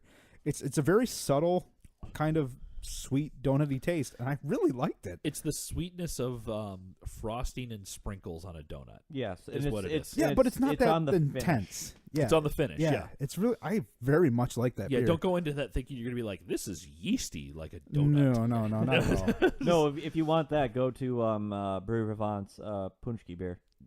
I'd like to try that. What was the other thing we drank? So the other thing we drank, if I'm remembering correctly, was You bought it, so you better. Yeah. The Southern Tier's, what was it? Imperial Grape, Concord Grape Gosa. That was terrible. I hated that beer. I mean, I drank it, but I'm never buying that beer again. And Southern Tier makes some great stuff, but that's not. Yeah, that's the only beer by them I haven't enjoyed. Yeah, for as good as their cherry goza is, their Concord grape Right. goza is not good. It's not. I mean, the grape's an odd flavor to put in beers. The only one I can think of that had any sort of grapes in the descriptor was the Le Trois d'Actieux, which were wine grapes. But Concord grapes, I don't. It makes a little more sense being in the Gosa style than clearly a lot of other styles. Yeah, But yeah. the final result in this case was just not good. No, and you speak to that, and again, it's not quite. I mean, it's a wine taste, but I can't remember the name of the beer it was, but last Gen Con we had that Sun King beer. Oh, Yeah. that was that good. was put in port barrels. That was good. That had an incredibly strong grape flavor to it. I mean, it was port grape. It was a port grape flavor. Mhm. Yep. But it still had more grape taste to it because it's a port than normal wine age stuff does, right? And that's one of my top 5 beers ever. Also, Yeah. I adored that beer. It was more. very good, and I think in the case of the Southern Tier Grape Gosa, it was. It tasted kind of like purple dranky to me. It didn't have enough salt.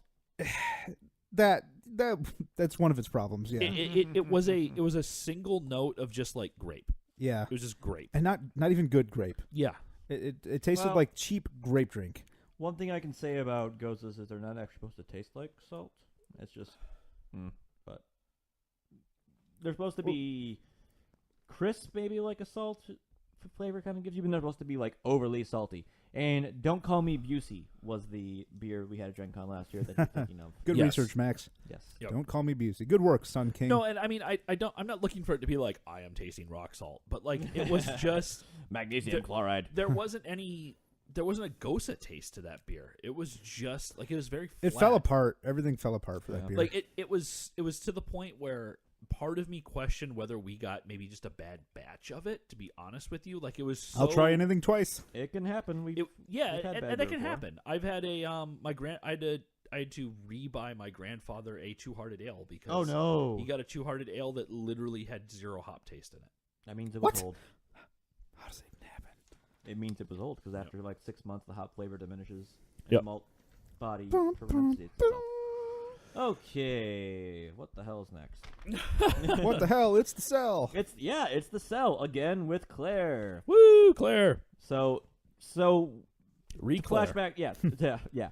The flashback. When I first told Claire about the idea of this podcast, she's like, "I want to come on. I want to talk about the cell. And I want to make fun of J-Lo." And I'm like, "Okay, we can do that." So she did, and she brought us a nice growler of Once You Goza Black from Ascension, a black Goza, which much better than the previous one we had. Yes. And that may be one of the most divisive movies as far as what the podcast has thought of it. Ryan, you love that movie. Well, it's because it's good and everyone else is wrong. Yeah.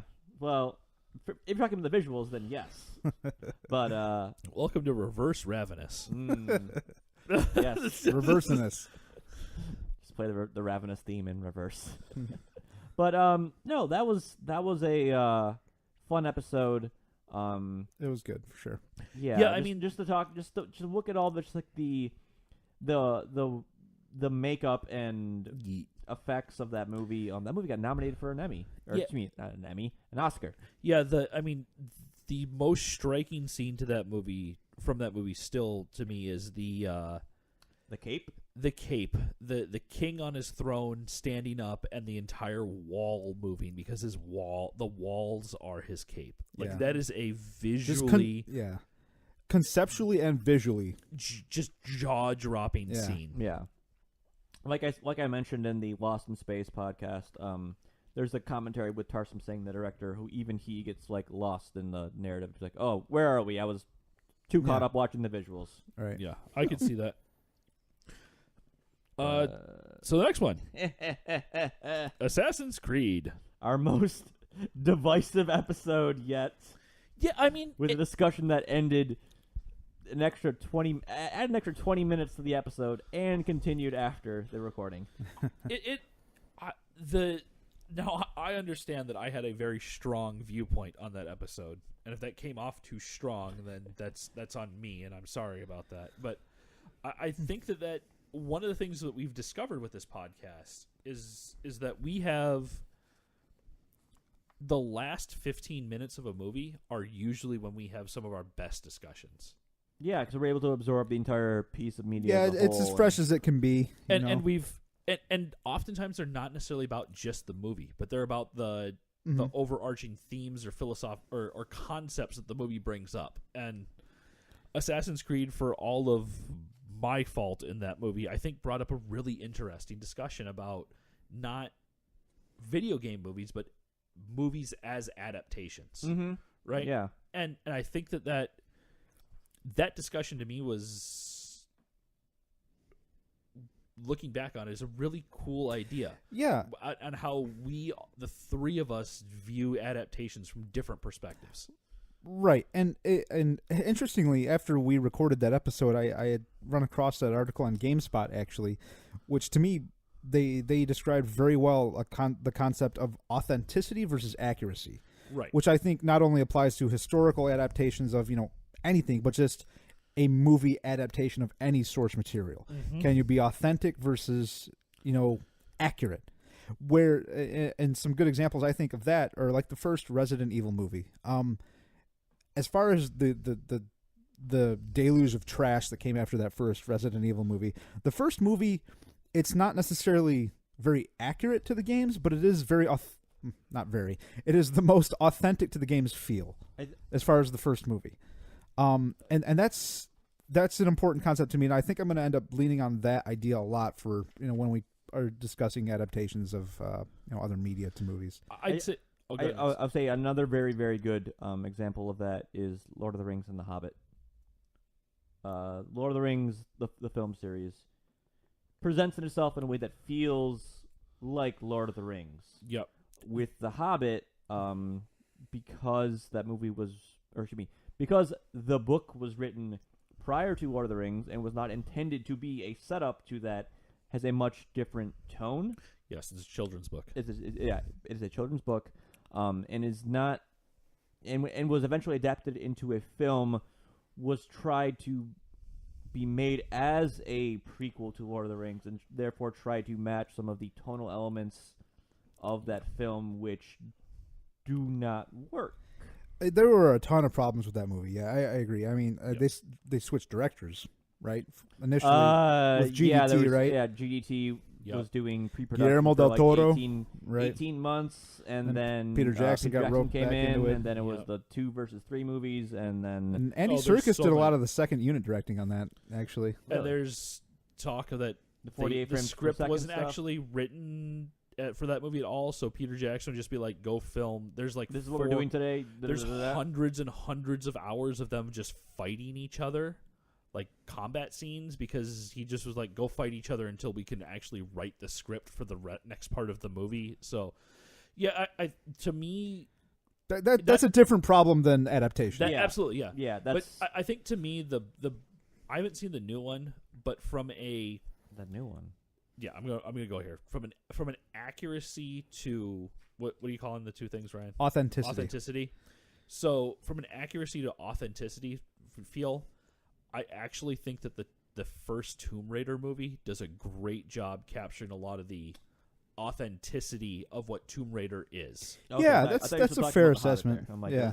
Yeah, that movie, there's nothing, like, if you're just going to capture the accuracy of the Tomb Raider game, it's just her, like, randomly showing up at different places. Mm-hmm. That's not really plot-wise or centric-wise very interesting. Like James Bond. Yeah. Shows up at random Just places. shows up at random Yeah. places. But from an authenticity standpoint, that captured a lot of the feel of going into tombs and, Sure. and Exploration. exploration. So, yeah, I can see where that argument becomes interesting on that. What did we drink? That episode? Yeah.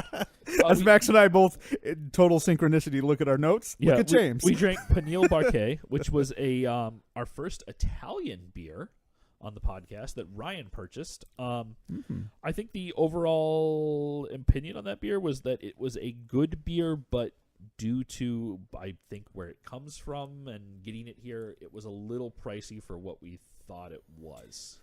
I enjoyed It was that beer, good. though. Yeah, it was good. I am of the opinion, though, that beer was overpriced. That was a $20 bomber. Yeah, I mean, when you age a beer for multiple years in barrels, that's what adds up to that price. I wouldn't pay more than $50. Yeah. I know that I have a predisposition because I've discovered that as opposed to bourbon barrel aging, I prefer things that are wine barrel aging myself. I would also agree with you there. Crayon ponyfish. Yep. It's a balance of having that bourbon flavor without the bourbon overpowering the beer. Yeah. Which I've definitely That's a encountered. delicate balance, man. I'll tell you what. Looking Holy at crap. you, beer on the table back there. Oh, I can't turn my neck that far. Oh, What are you looking at? KBS. KBS. That's why I'm aging KBS in the future. But no, Rochester Mills had a bourbon barrel aged version of their milkshake stout. Yeah. Was that it started with an S. What the hell was that called? I don't know. I hated it. Christy from down the street brought me some, and I Either way, hated it. I had that at a chili cook-off in January a number of years ago, and it was, I got a full pint of it, and it was like, I'm drinking bourbon that sits on me like a stout, and I'm like, I don't want another 8 ounces of this. Right, yeah. And that's one of the few beers I've ever poured. Because it was just like too much bourbon, not enough beer. Right, yeah. But, so. Well, next up, Oh, Ryan. Me again. Aren't you guys sick of me by now? Yes, this is your last one. Lost in Space. Oh boy. So just the quintessential I went to the theater and was disappointed film. Yeah. Right.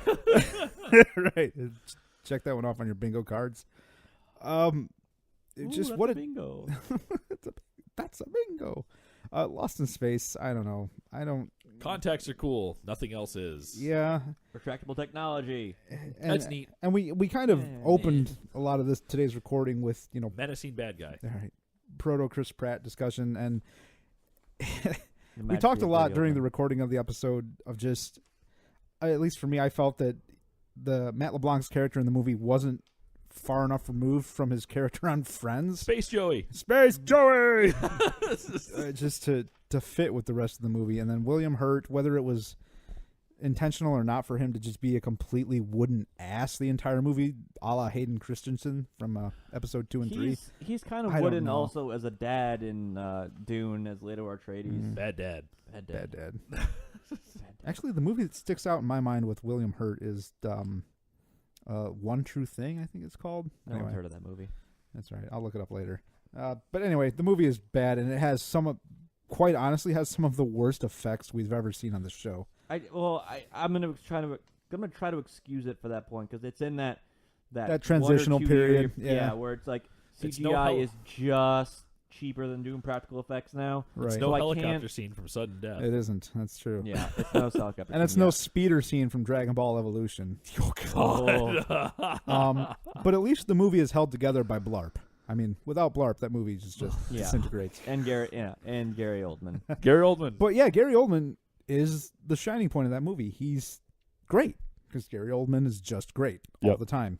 And for more Even as details, Dracula. listen to that podcast. Yep. Yeah. So what did we drink? We had Yes. we actually had some great beers, which is good. I'm glad that when we have very terrible movies, sometimes we get very good beers. In this case, we had 2 very good beers, I think.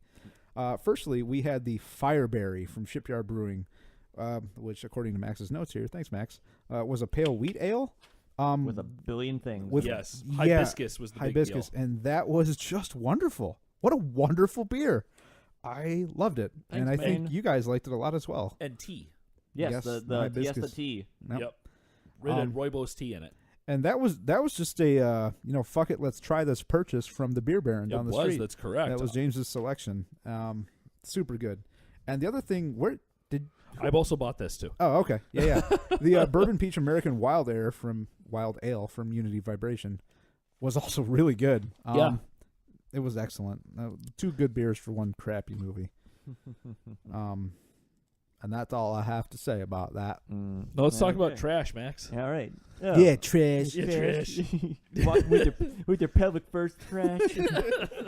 So last we have 1990, The Bronx Warriors. Oh my God. In homage to such great movies as Escape from New York, Road Warrior, and The Warriors, which are all great movies. I'm not being ironic at all.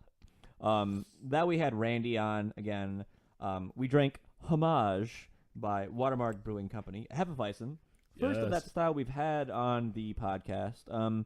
Not a style I'm particularly crazy about, but that one I enjoyed. The weather was just kind of turning, just kind of getting a little warmer around here, but it'll be freezing again next week for all we know. So it was a good, just It's Michigan, easy could be drinking anything. 5% beer. Yeah, I think the big thing that I remember mentioning about that is that a lot of Hefeweizens, when they start to get fancy, they lean on other flavors. So the two of my favorite Hefeweizens are from Kunin's and from Kona. I think we talked about this. So You like sorry. brewers with K names. Yeah, but they both have a banana taste to them because banana leans well into the strong wheat flavor of a Hefeweizen From the and yeast. a yeasty flavor. So, what that does though is that this one, the homage one we had, was a good Hefeweizen that doesn't have any banana flavor to it at all. So, if you're looking for something that maintains that strong Hefe flavor without something else, you should definitely try this one out. Yeah. And that movie was one of the quote-unquote worst from a filmmaking perspective, Yes. but also probably one of the ones I've had the most fun doing. Yeah, watching. it creeps. Go ahead. No, go ahead. It kind of creeps into get even territory for me. I think that's looking back on all these things when we did View Again. There were very few movies that all 3 of us would say that we would view again. Mm-hmm. I think it was Running Man was one, Killer Clowns was the other, and I think it's Goldeneye, maybe. maybe Gold. I don't think I said yes to Goldeneye, but I think Bronx Warriors was the last one. Go. Which was sorry, I missed- Get Even. Yeah, Get Even. What was the qualifying aspect of the statement? Which ones were all 3 view again? We're all 3 of us. Oh, okay, gotcha. We're not doing the research. No, we're not gonna do that. No, But- I but- was looking up a thing. But it's a small portion of it, and there was no question to it. All 3 of us immediately said yes, we'd watch that movie again. Yeah. Yeah, just from a purely just ridiculous nature. Like, so in my hobnobbling with people in the brewing industry, I know a Cicerone who is very much into film. Okay. Like, she likes to go and watch just off the wall, early 20th century, Jewish cinema or whatever, or just Stuff. Yeah.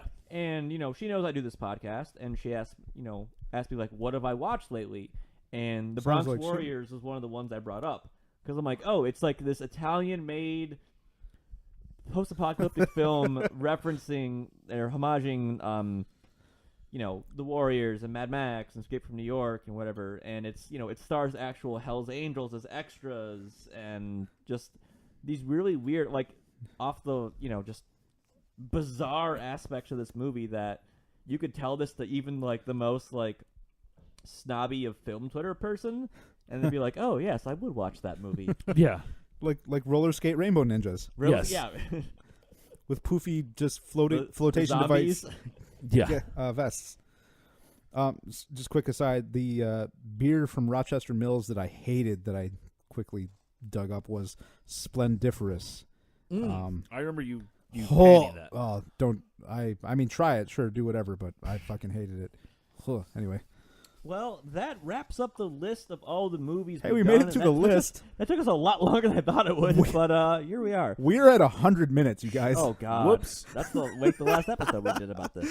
We ain't done. Yeah. So we got stuff to talk about. all right. So, what is your guys' favorite and least Let's favorite do episode this. and Let's do least this. favorite beer? Okay. Before we get into our responses, when you say episode, do you mean just strictly from what movie did we like the best and least, or are you saying what do you think triggered the best and worst discussion from us?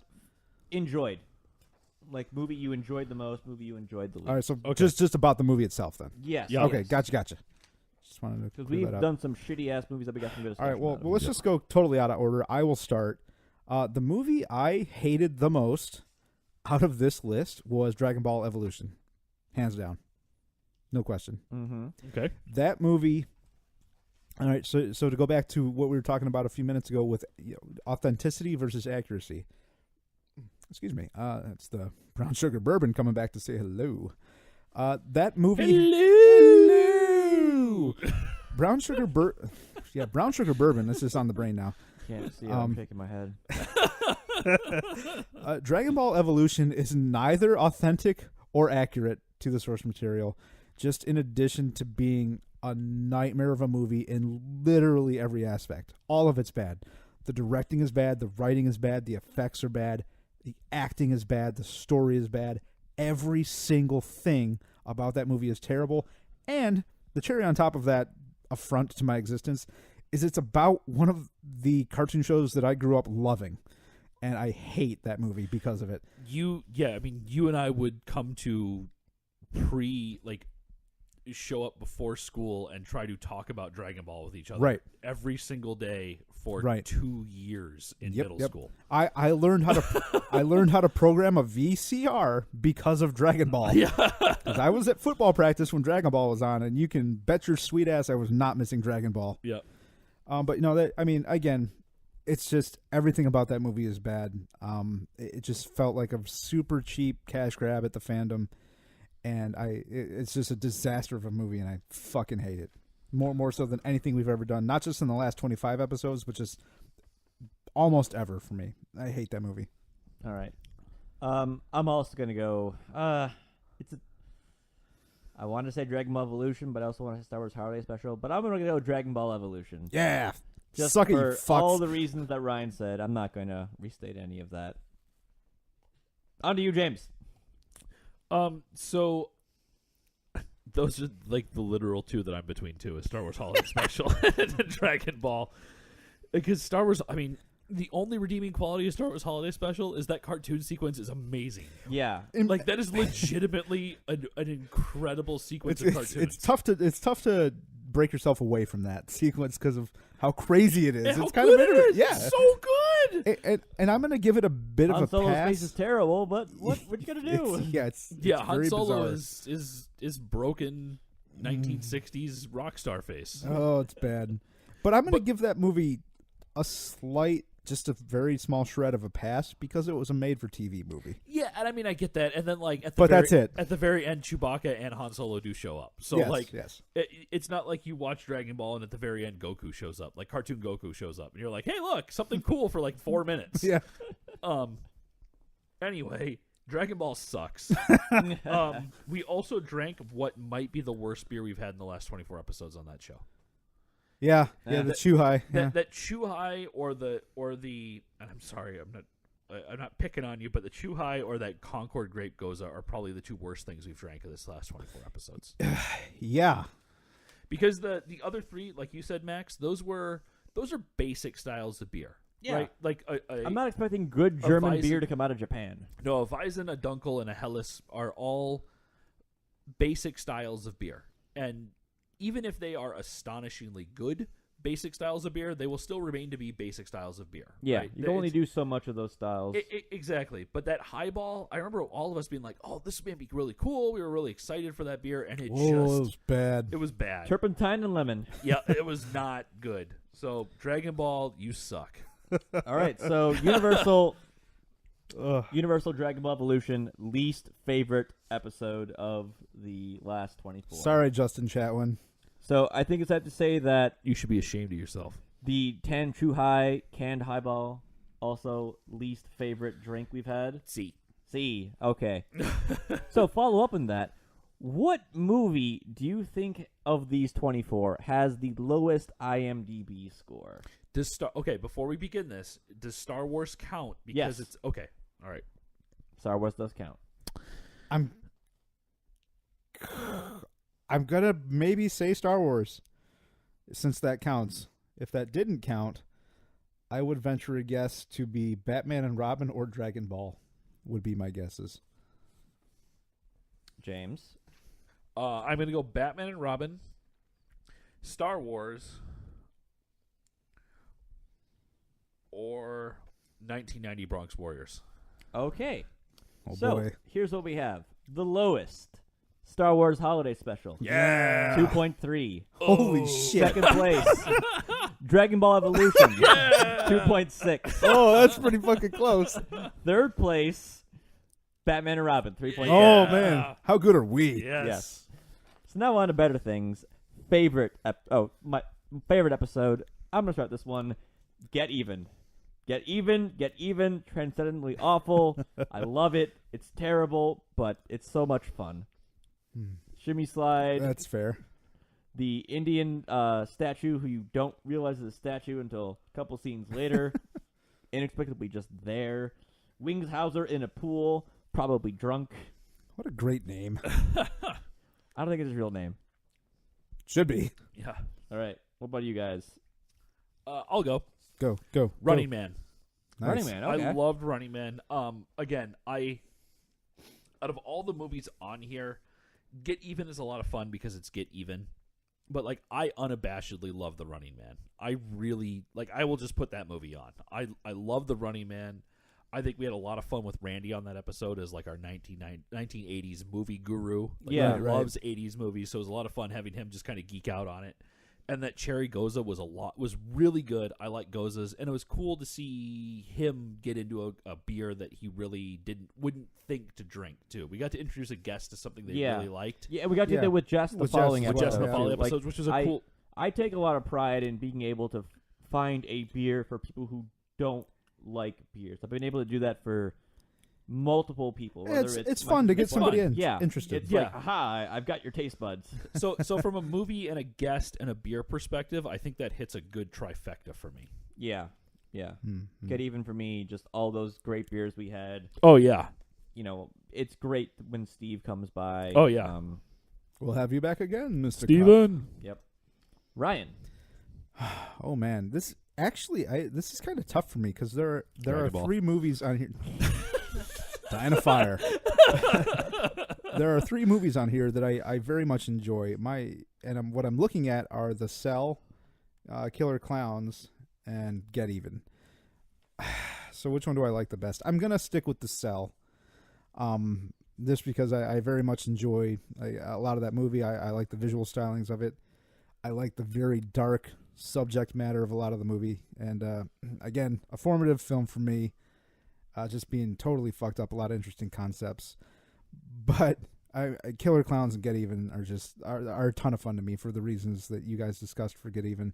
And Killer Clowns is Killer Clowns is some of the best just 80s monster movie schlock that I love. I really, really like it. But if I had to pick one, I would pick The Cell. Okay. Very commendable reasons to pick The Cell. All right, now for a very harder question. Favorite beer of the last 24 episodes? We almost need to parse this out by style, but yeah, anyway. Yeah. All right. I've got mine, so I'll go first. I'm gonna go with All the Fixins by Batch. Oh, it's so good, man. Mm-hmm. Particularly because, as a style, I don't typically enjoy barley wines. Okay. I love me a good barley wine. They are too malty for my tastes. If you're going with the more English style, they aren't as hot. They aren't as hoppy, typically. But with the orange zest and the cranberries, it's not as sweet. You have a little more tartness to it. Cuts the sweetness a little bit. Mm-hmm. And I found it much more enjoyable to drink. We drank both bottles we had. Yep. And I mean, looking through this list, we've had some just phenomenal beers. Yeah, we really nailed a lot of stuff this time. Yeah. Yep. So that's my favorite beer of the last ones. What about you, Ryan? Oh man, I wasn't prepared for that. I can go if you're not ready. No, that's cool. I'm gonna break the rules a bit. I'm going to choose two. Okay. Because I'm going to do the same thing. Because they are Cheating motherfuckers. because they're so different in style. I don't think it makes sense to pick just one. My two favorite beers from this show have been Cram Ponyfish and Dragons Are Real. Mm-hmm. Okay. Judging by my reaction on this recording and probably during Bright, it should be clear why I have $120 of it behind me right now. And just Cram Ponyfish was just super good. And I just, that knocked my socks off, and that really left an impression on me for a beer. I love those both very much, but they're so different. We all loved that beer. That was a go-to, just like, yes, for brew again. Yep. Absolutely. So I'm going to kind of do the same thing that Ryan did, which are beers that surprised me. Beers that really stood out to me from what they were. So one is Dragons Are Real. I didn't expect that to taste anywhere near what it was. Same. I am a gigantic port fan, and that beer reminded me of an incredibly complex port, something that you would expect to pay significant money for on a port side that you can buy from a beer side, and I still think about Dragons Are Real every once in a while, just being like, that is a really, really good beer. Yeah. And so the other one is actually a far more recent one, which is Fireberry. Yeah. So good. I did not expect that out of Fireberry at all. And for a beer that smelled and smells as good as Fireberry does, I think that was the one thing that we said that was a kind of a downside, is that it smelled, it even for as good as it tasted, it still smelled better than it tasted.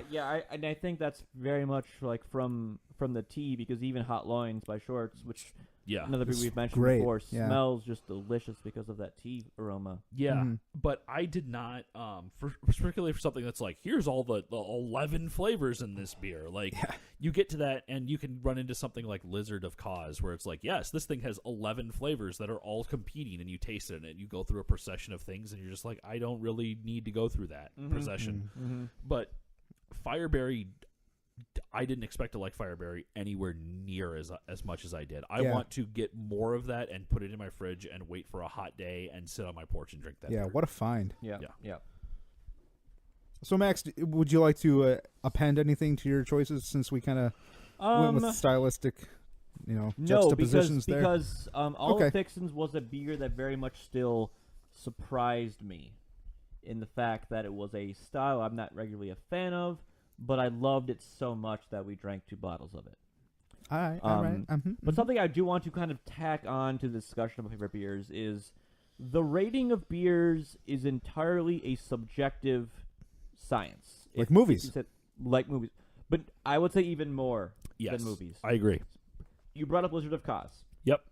Lizard of Cause was, I think, 2 of the 3 of us least favorite beers of the first 25 episodes we had. I believe That would be you so. two guys. Yeah. So, podcast friends of the show, Mix Six, they drink 6 beers for every episode. They had a bottle of Blizzard of Cause. Yeah. They had it for a while. They wanted a special occasion. They rate their beers from 1 to 5. They drank it hard 5. Like one of the hosts, Caleb, he's a huge stout guy. Yep. He loved everything that beer had to have.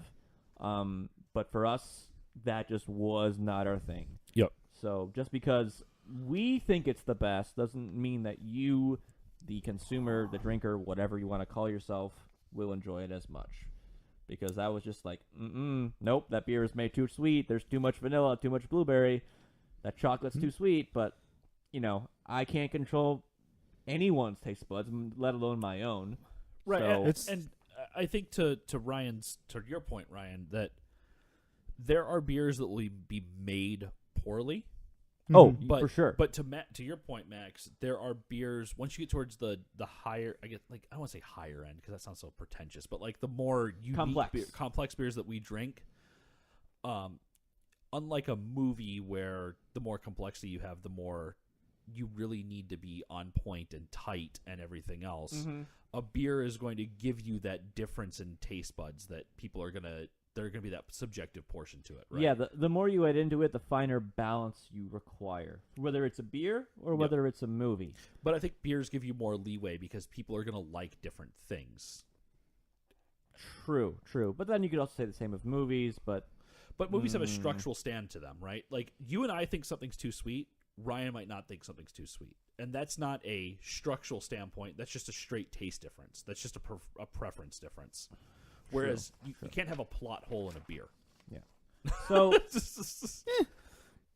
enough about let's stop talking about movies for a while and kind of get into some nitty-gritty discussion about beer. So it's 2018. Craft beer is become ubiquitous. It's everywhere. My parents like craft beer. James, your parents like craft beer. Ryan, I don't know about your parents. I'm trying. Maybe. They're trying. They're making an effort. They're at least giving you an effort to it. My mom stepdad has is. become a utter and complete hophead. Really? Like, That's unless funny. it is a double IPA, she doesn't want anything to do with it. That's Like, really her, funny. Her baseline beer for how hoppy something should be is like Two Hearted Ale. It's got to be Two Hearted Ale or harder, otherwise it's not hoppy enough. Wow. Okay. That's kinda Well, funny. I mean, Two Hearted was my first IPA, so I can respect that. But Yeah. Okay. But I mean, so we have Meijer, which is the big box grocery store. It's your Food Lion or your Safeway or your Piggly Wiggly Piggly or Wiggly. An IGA. IGA. Yeah. And if you're from the Michigan area, you have to call it Myers. No, you don't, No, you because don't. you're a bad Shut person. But so in the last 3 months Controversy. alone, Thrifty Acres. we've seen Hot Loins, which is a seasonal shorts release. They only release a Valentine's Day every year. M43 and Boss Tweed, which were the Oh my God. hot to come by, like up and rising, like beers that used to be like limit 1 4-pack per person beers. Yep. KBS, the beer that nearly sells out, 100 rating on beerrater.com or whatever. Also behind us right now. Also behind us right now. That I had to like pre-order. Yes. Thanks, from Max. them. Yep. You can get Hop Slam and supposedly bottles of CBS at Costco now. Oh, wow. Yeah, I heard that from friend of the family. CBS being Canadian Breakfast Stout. which I prefer to Kentucky Breakfast Stout. KBS. Same. Yep. I So don't know if I've had CBS. Yeah, you had it we with the taste. Yeah, we had samples. Oh, when of we it. went to Craft Brew City Yeah. last time. Which is Right. all I needed of it. Yeah, I would have liked maybe just Need a to little get bit more. more, but I don't want. I don't need a pour of it. No. But it's everywhere now. It's kind of like It's kind of like nerd culture, quote unquote stuff. So It's not. You're not different by liking it. yeah, to speak to that though, I went to Louisiana last month, Mm-hmm.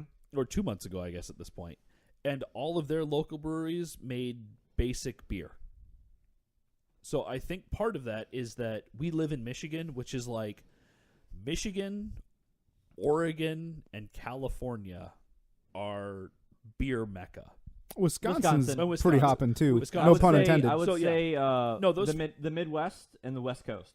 But even those 4 states very specifically, from a brewery standpoint, I think Michigan currently has the highest number of breweries per capita, but California has the most breweries overall because California is a enormous 700 entity mile that long is state. absurd. It's the 6th largest economy on the planet. Yeah. So You can't see me. I'm shaking my head in just like befoundment. yeah. So we're very spoiled. That's the only person no doubt about it. I want to bring up is like No we doubt live about it. in a world of bubbles. We live in a very small bubble when it comes to craft beer for sure. But I think overall, to your point, that craft beer has become something that even like Sam Adams and those other companies are trying to make sure that they're capturing those styles. Sam Adams makes a New England IPA. Sam now. Adams is still technically a craft brewery. Right, but they make a New England IPA. Like, They do, try but, to capture. but that was those sort of kinds something. things. We talked about M43 and the rise of New England IPA, and we'll segue into this into other styles. But with Jess is not a beer fan. Yep. Jess liked how that beer tasted. Yep. My mother liked how that beer tasted. She's not a big hop person. She's not going to say no to hoppy beer. Yeah. But it's not her cup of tea. And with the craft beer market trying to reach that 20% market share by, like, I think 2025 is their goal, they have to be able to get the people who aren't hop heads, who aren't big stout fans. So that's why you see things like Solid Gold right PC now. Pills. Lager of the Lakes from Bell's. Batch has a beer called Audacity, which is that's their fuzzy grandpa beer. Spotted Cow. Spotted Cow, things like that. You need to be able to have something to offer to those, just casual drinkers who are going to have over at your house, beers to give them. Yep. Like, I was at a function after work one day, a host at a coworker's home, and she's not a big beer drinker. She likes Yingling, so I'm like, okay, you like Yingling? I'll get you some KBC Amber. It's nothing. I actually really like spectacular. KBC Amber. KBC Amber is one of the first beers I Yeah. ever drank, and that It's I good. enjoyed. And she gave me a little card the next week at work, and she's like, I love this beer. They recently redid all their logoing, so it's like a woman in a red plaid, with Yep. like red hair, and a mining helmet. She's like, it's my fashionista beer. And, if you can get, a woman in her 50s or whatever to be buying your product as opposed to Yep. adjunct lager from Big Beer, then, So just to jump, I'm sorry to jump in on you, Ryan. To bring about my dad. My dad is my dad turned 63 this year, which is no, that's not correct.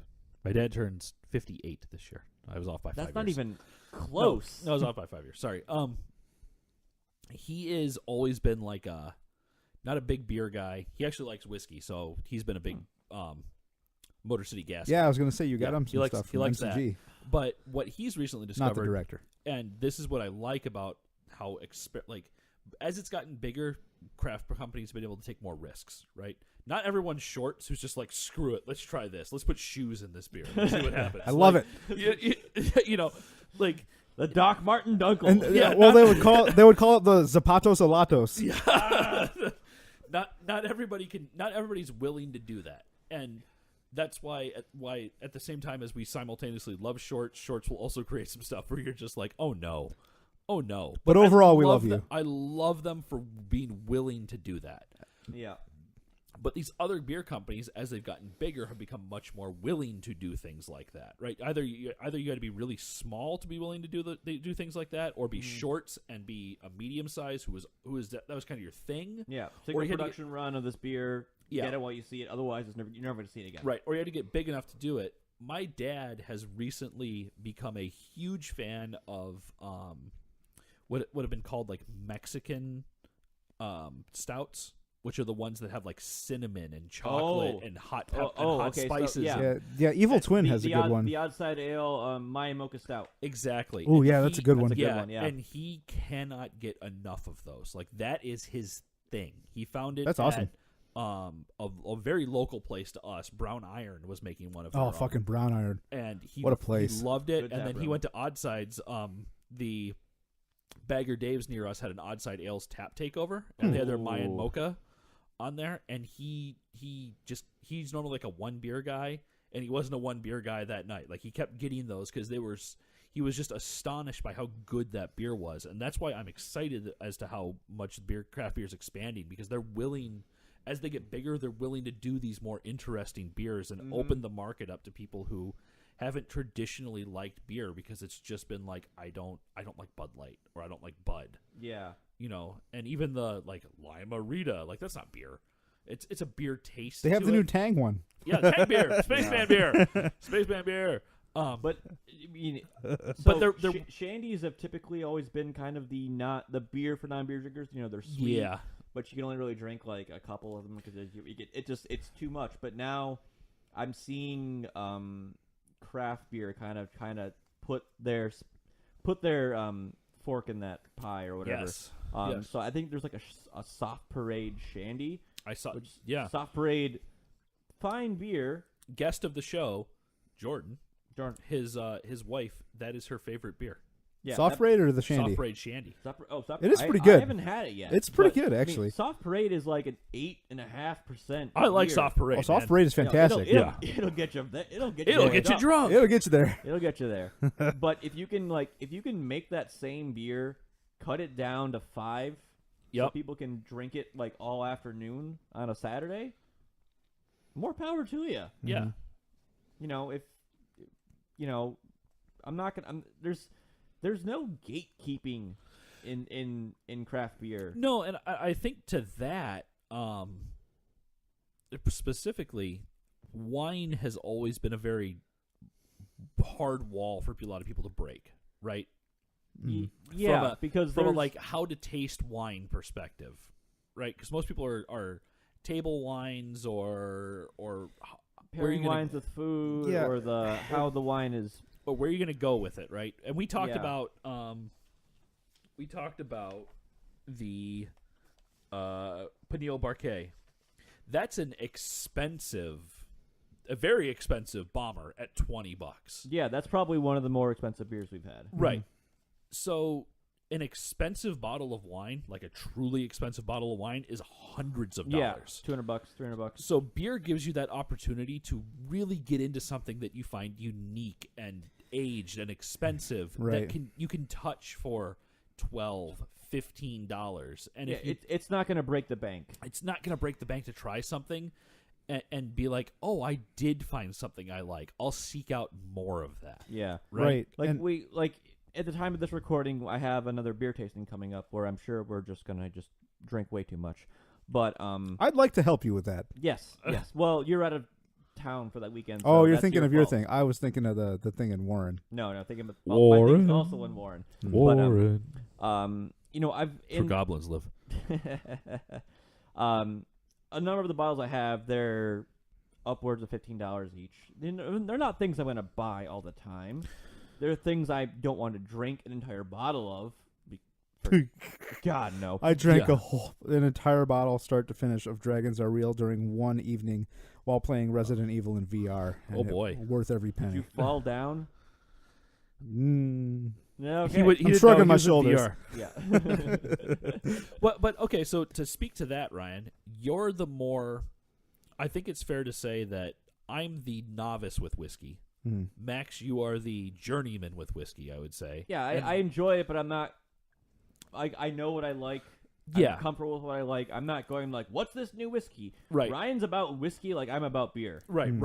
Ryan's our expert Eh, on that might whiskey. be a little strong. Expert might be a little strong. But you're the person yeah. from the podcast perspective who is the expert of the yeah, three of us. yeah. But you're not somebody who's going to be able to. Whiskey's a good example of wine. You're not able to go out and just be like, I'm going to just buy this bottle of high-end whiskey because that gets very expensive very quickly. It does. And if you don't like it, you really feel put out, right? Right. It's a lot tougher to go to the point you were making earlier, to experiment on whiskeys. Yeah. Like, you're like, I'm gonna drop $40 on this. I'd better like it, right? Yeah. And if I don't like it, I'd better know someone who's gonna buy it off me. Yeah. Which is not likely. So it's a little tougher to experiment with. And go ahead. No, go ahead. I'm sorry. And I actually kind of want to circle back towards the wine part of the discussion. So I Have been to Traverse City a couple times with Kayla now. Originally to actually start, I got into wines before I got into beers. Got into is kind of a strong phrase, but I did a lot more experimenting with wines first before I started experimenting with beers. And, we've been to Traverse City a couple of times. We've tried a lot of wines in Traverse City. We've done a lot of wine tasting events, locally in the greater Detroit area. And I'm quite honestly finding that the wines are very boring relative to these other spirits and beers. That I think it's just because they're so rigidly defined in their styles. I don't get excited about wines. There's not enough variation in how they taste for me. Well, there's kind of an axiom in wines that basically says that don't pay more than $25 for a bottle of wine unless you're willing to spend $250 for a bottle of wine. Yeah, and that's the kind of thing where it's prohibitive. It's cost prohibitive to do that kind of thing. Like, right. I'm not going to do that. Right, Like, I'm just not. And they're not going to crack open a $250 bottle of wine at a wine tasting. Right. Except.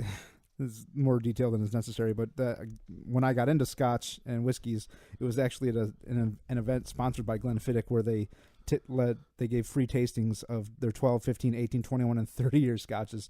A 30-year bottle of scotch is hundreds of dollars. Right, yeah. And they let us try that. So that's a pretty rare occurrence. So I was lucky in that respect. Yeah, and there's definitely like a jump in the price of whiskeys. Like when I was in Japan, I was about to leave, and I was at the grocery store. I'm like, oh, I can get like an $8 bottle, not $8, 8-year age bottle of whiskey for like $100, and I'm like, and then like I didn't know how like customs was gonna go, like or check-in process was going to go. Yeah. So I was like, okay, I'll wait till I get through to customs to get something from duty free, and then the price then jumped because it was like the cheapest bottle of whiskey was $80, and then it went to like $250, $300 right, upwards and whatnot. There was no like $100, $150. There's a huge jump between the two. Yep. No, I think that's to your point, Ryan. I think it's harder to experiment with wine. It's way harder to experiment with wine unless you're willing to get into very regional things. Like you start talking, Asti or port. Or well, I mean, also because wine's got a much longer turnaround than beer does. Mm-hmm. You have to age it in barrels, and that is a cost prohibitive, and that's why it is expensive and whatnot. No, yeah, and that's what I mean. Like, unless you're willing to get into the known weird wines, those aren't weird, but from a very like, this is red wine and this is our white wine. Like, you're not going to go somewhere and be like, unless it's a place that has dessert wines, they're not going to have port on it. They're not going to be like, some port. Like I typically only have wine when I'm eating meat. Particularly, I only have wine when I'm eating red meat. Because you drink red wine. Yes. Yeah. I don't like white wine. I mean, if I'm having fish, I'll have something else. I'll have a lighter-bodied sour or something, which is something that I've kind of gotten into is pairing beer with food. Yeah. Like, I have that more readily on hand than I have wine to pair with my food. Okay. But to put a pin in this culinary discussion. It's culinary conversation. Yeah, thank you, Ryan. The alliteration failed me there for a second. We never did the highest IMDb score. Oh, well, looky here. So going back to the movies Get your betting fingers ready. Yeah. So, betting fingers. What do you guys think has the highest IMDb score of these 24 movies we have watched? Scan this list. Okay, I'm going to say it's GoldenEye. To me, it's either GoldenEye or Running Man. That's probably fair. Okay. Ryan, you are right. Halfway. It is a tie between GoldenEye and Starship Troopers. Oh, okay. Man. Both at making James's night. 7.2, both surpassing Sleepy Hollow of 7.1. Ha! Ha! Suck it, Burton. Yes. Sleepy Hollow sucks. Shut up. Okay. All right. Well, I'm glad we went back Sleepy to that. Hollow is the cell of season 1 of Good Brews Bad Views. It is visually interesting. That's an insult to the cell. Oh, quiet. No, I think that's a fair statement. So speaking of things surpassing other things, did you guys hear that Founders surpassed Bell's in Michigan as the largest brewer? Yes. Just, again, What a great place to live right now for beer. Yeah. So, caveat to that statement is that Founders technically is no longer a craft brewery. That's correct. They sold, I think, 30% of their company to Mao, a Spanish brewing conglomerate, MAHOU. So, but quote unquote Spanish craft. They also own Avery, which is another large brewery from the United States. So there's the whole distinction of like what exactly is craft, because in the ratings of top 10 breweries in the United States, Founders and Bell's are both right after each other, but technically Founders no longer craft beer. Yep. And we're seeing more and more of that. I mean, Short sold 19.99% to Lagunitas, right? Lagunitas, who is owned by Heineken. Yep. And then we have the whole kind of shady InBev buyouts where they just go off and buy their competition and do a whole bunch of shady ass anti-competitive practices, like buying all the hops in South America. Right. Yeah. So it's sort of at the craft beers at that point where to expand or to maintain competitive, you either have to be part of some larger conglomerate, or do something risky, or do something that distinguishes you from the competition. Particularly in states like Michigan, where there's 300 plus breweries in the state. What are you going to do that distinguishes you from the one 5 miles down the road? Right. Zapatos Salados. I think we cleared that up. So, my question to you on that, Max, is, oh my God, I completely lost it. Finally, we broke him. Yeah, Shut it down. Shut it down. Shut it down forever. But okay, so all right, so we'll kind of ramble on. Yep. Well, I pick this back up. Yeah, pick this back up. So on Sunday, I got it. All right, Okay. well, let me continue my thought. nailed it. I already started. You can't stop me. I went to a place called Homegrown in Oxford, Michigan, over the weekend, and they pride a lot of themselves on being as Michigan sourced as they can. Okay. Which, nice little distinction. Yep. Michigan hops, Michigan malts, et cetera, et cetera. They also had a number of IPAs that were more of the earthy IPAs. They weren't the super hoppy. They weren't the super bright. I want to try these. They were not New England IPAs. They were much more earthy, spicy, which, like I talked about in Hoptronics, that's not the flavor profile I particularly enjoy. But the two they had on tap, I very much enjoyed. And to me, like the other stuff they had on tap, nothing off the wall, really, nothing too notable. But those IPAs, they were pretty solid. So I'll have to check it out. Okay, so my question came back to me, which is that I know that Kona, in addition to some other breweries, are part of what they refer to as the Craft Brew Co-op, which is a co-op of actual craft breweries that work together to halt things like one company being able to buy all of the hops in South America. Mm-hmm. So that speaks a lot more, I think, to the roots of where craft beer probably came from, or where craft brew did come from, right? Which is that these are people who probably don't fit the traditional concept of business styles or everything else. How do you see that working in a more competitive business environment? I don't necessarily see that working out the way that they hope it to, actually. Well, from what I know about the brewing industry, at least around here, it is a very friendly, open, social group of people. People like it's not a cutthroat industry, at least in the smaller Metro Detroit regional people. Everyone kind of knows everyone. Yeah. But when you're competing against InBev, yeah, but a lot of those people aren't even.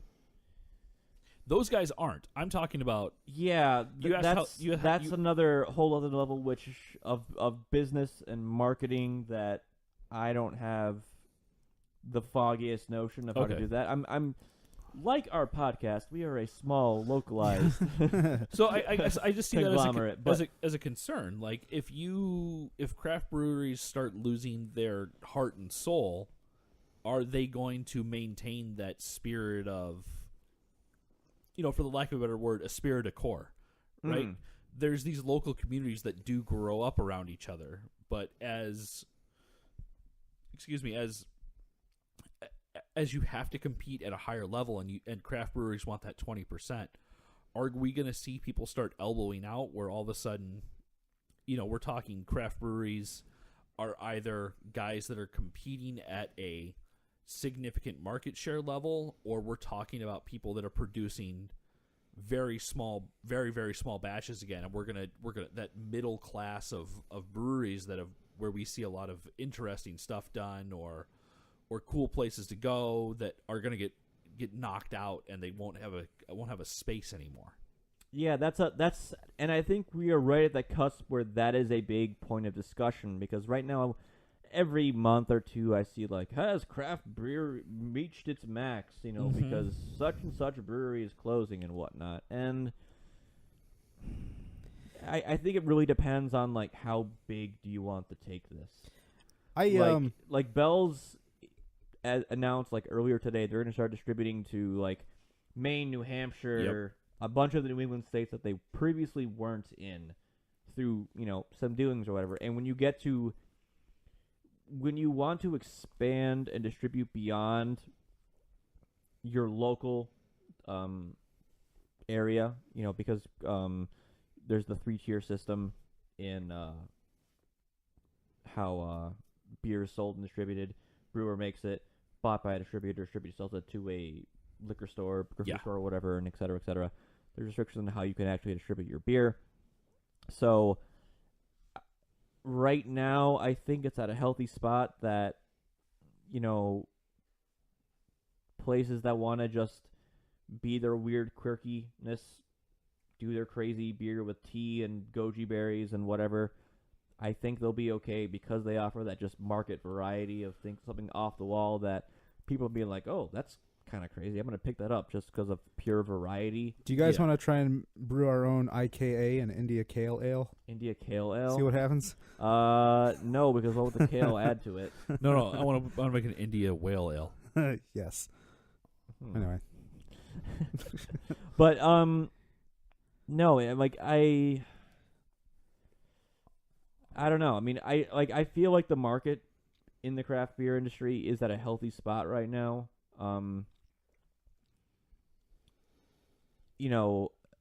We've gotten to the point where Bell's Brewery sponsors the Port Huron to Mackinac sailboat race now. It is the Bell's Brewery sailboat race, which is as bougie as you can get as far as activity that you've sponsored. And then I fired him. Yeah, with my two-hearted fish lure. Yeah.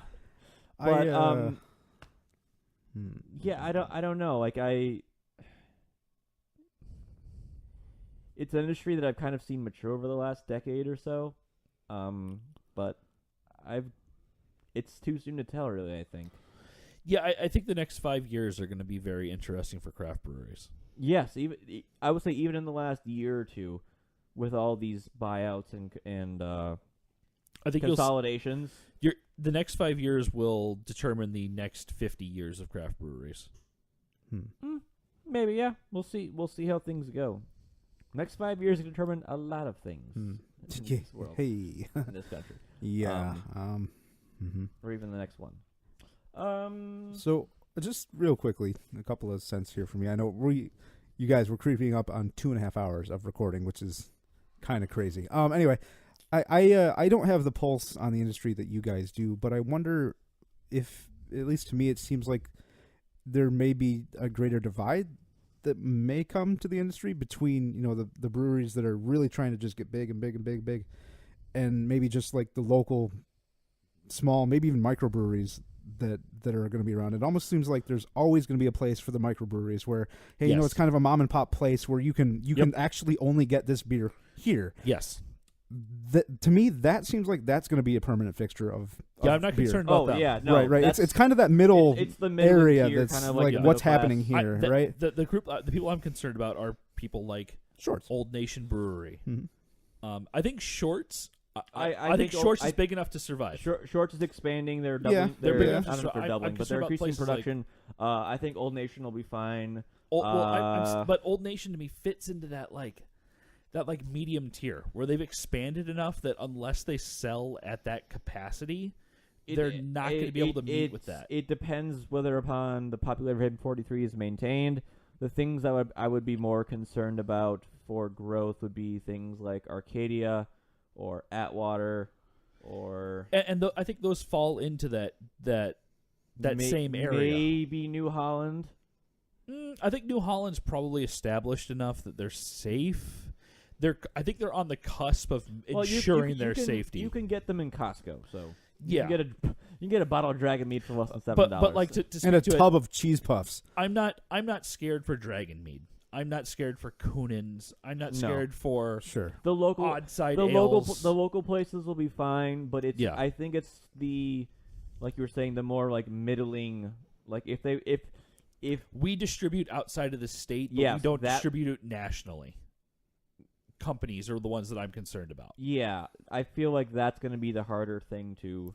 They're going to get elbowed out because they're either going to get bought out or they're going to lose market share at a rate where they can't. The investments they made won't pay off. Yeah, but breweries like Sierra Nevada, Rogue, they're fine. They're fine. They're fine. Ballast Point's fine. Oh yeah, Ballast Point's fine. They just opened up a fucking tap room in Disney World. Nice. Yeah. No, I'm not even joking. No, yeah. They opened up a tap and so room in Disney World. we have a love-hate relationship with Ballast Point on this podcast, I'd say. Yeah. To speak to that, I introduced Ryan to a beer I had yesterday, which is astonishingly good, which is their Kolsch Tart Peach that they have out right now. Yeah, super good. Yeah. Really But good. I think that so being in this podcast has made me just be, I probably would say, more critical as being a consumer, both in being movies and beer. As like, I'm not going to go and watch shit unless I feel like there's going to be some For the sort of podcast. Yes, Yeah. research. yeah. Well, if I do watch some shit, it's because I think it's going to have some sort of value to what we do here. Yep. But also, from a consumer standpoint, from beer, like I don't willingly drink Ballast Point beer Yeah. because of their political donations to Paul Ryan. Just as like I'm trying now to be like, okay, what can I cut out from my consumption that's produced by Nestle? Okay. Right. So That's So fair. which is rather difficult. Yeah, to speak to that, from a consumer standpoint, can we talk about movies? Yeah. So you have one of the things to talk about is movies that were the ones that weren't. Oh yeah, we didn't Yeah. really touch on that. Holy crap. So one of the things that just to talk to your point, I found myself is that I will turn on movies on Netflix to be like, let's see what this is like. Is this good? Is this good enough for the podcast? Is this here? And being on the podcast has changed the way that I watch movies because I find myself making comments even in a room by myself, which is scary and sad. No, I've been doing that for years. Yeah. So, but you look for those things, and in a benefit way, it's really made me not sit down with a movie that is not a good movie and just be like, this I don't even understand why they made this movie. This is bad. Where I'm looking for those things where I'm like, oh, that's a cool effect, Right. or I really like the way that they worked this scene, Mhm. or the shot here is really interesting, or they could have done more with this kernel that they created. Like, it's made me really appreciate the small things in movies in a weird way. To speak back to I think Ryan, you mentioned it at the podcast meetup that we did. Somebody immediately mentioned like, "Oh, you guys are just." Somebody made a quick comment about, "Oh, you guys are just picking on movies that were made in the '90s," and it was like, "No, we're not." Like, Yeah. I want people to listen to the podcast because I think that all three of us have probably come to appreciate bad movies far more than we did 2.5 years ago. Mm-hmm. Mm-hmm. We've come to a point where we're like, okay, I know this is bad. I know it's not a good movie, but What did they try to do? But what did they try to do? Why did they seek to make this movie? What was their intent? This is a neat idea. This is a cool concept. This is a well shot scene. You wanna see the good in movies. Is right? John Leguizamo in this movie? Yeah, that's a good question. And so we've. From Luigi to clown, how is his performance? Yeah. So one of the things that to run back to the roots of this, right? So Max, you did this as a live tweet of the Super Mario movie. Yeah. But part of the genesis of this movie was Fat Man on Batman doing the Batman movies, right? Yep. And within that, Mark Bernardin is the hard film critic who knows movies but still believes in movies, right? Yeah. And Kevin Smith is the fanboy who truly believes in movies. Like, he wants these movies to be good. He's a filmmaker He's himself. looking for the positive He's and looking for the everything that positive. he And I think that indulges in. we've found ourselves a really nice medium, whether between how the three of us feel about movies, and it shifts. It shifts between the three of us based on the movie it is. One of us is typically more towards the Kevin Smith side. One of us is more typically towards the Mark Bernardin side, and one is typically in the middle. Mm-hmm. It's rare that all three of us are Yeah. leaning heavily one way or another on a movie, and I like that because it makes all three of us look at movies in a light that we may have not been wanting to look at them before. Right. And we've occasionally got a Jay Sherman. It stinks. Yes, that's true. Yes. Dragon Ball. Clearly. But and that sounds like, that sounds wistful and everything else, but It's true. it's true. We do this because it's fun. Yeah, we do it Right. because it's fun, and I will now turn things on Netflix because I'm like, I bet you there's something fun in this movie. Right. I bet you that there's somebody sat down and was like, I can do something interesting with this. And it's almost disappointing. Not almost. It's truly disappointing when you find a movie where you can't find that. Yeah. Right? So let's actually talk about the ones that weren't, the movies we have watched that we haven't done an episode on. Okay. I'll start this off with a movie I watched and took notes on, and in anticipation that we would sometime do an episode on it, which is The Wicker Man, starring Nicolas Cage, the remake of the classic film. Mm-hmm. Half that movie is just Nicolas Cage running up to things. It's got some very iconic scenes involving bees. Not the bees. I actually haven't seen the movie. Hot bees. Yeah. Hot And bees. but it's just kind of plotting, and it just kind of goes from scene to scene, and aside from like the final 10-15 minutes, it's just kind of like it's Almost like The Ninth Gate. We'll get to that. Boy, So I let's haven't get seen to that that. in a while. I legitimately enjoy The Ninth Gate. As I like the slow burning, like, what is this mystery? What are these books that maybe imply satanic stuff? Maybe imply a plot. Maybe imply a plot. There's the plot of the movie can be like, there are books, there are minor differences, and then the books are a mystery that point to something. But then There's no more interesting plot than there are books, Max. there are books. But it's just a very slow plotting movie. But it's really, really boring to watch. It's a lot of people watching other people walking to other buildings and going Oh into my God. libraries. Yeah. And, You lost me a sentence ago. yeah. Like, I just tuned you out. And then Yeah. a wheelchair user gets rolled into Rolled a into a fire. fire. I do while remember they're already that. while they are already on fire. Yes. And then a woman comes down a staircase a la Crouching Tiger, Hidden Dragon, like flying, like floating down with arms like extended out. Who might be the devil? Probably is the devil. Cool. Potentially is the devil. Probably is the devil. And then what's his face says, "Mumbo jumbo, mumbo jumbo." Oh, okay, but Oh, yeah. boy. Let's talk about now the movie that you guys didn't want to do. Well, you, James Thorpe, did not want to do, and Ryan secretly admitted to liking months later. Well, it wasn't that long. I did. Okay, we're talking Escanaba into Moonlight. Jeff Daniels. With Jeff Daniels. Yeah. Also directed by Jeff Daniels, I think. I don't think Let's- so. I'm gonna check. Possibly. More checking. But anyway, Are you going to go 0 for 3 tonight? no, let's see. Let's find out. Let's see. James, talk. So, Escanaba to Moonlight was that was the first veto. That was the first veto. That's why we did. Alien versus Predator. Yep. We had a until that moment unused policy, which was that any one of us could veto a movie based on pretty much for any reason, right? We could just say we veto this movie, we're not going to do it. It is directed by Jeff Daniels. Suck it. Hey, there you go. So 1 for 3. You're a good baseball player. That was the first movie, and both Ryan and I we both vetoed it. Yeah, within about 15 minutes of each other. Well, yeah. I mean, and I think it was one of those. you were more direct about it than I was, but I agree with the veto. I don't want to cut you off. Go ahead. No, go ahead.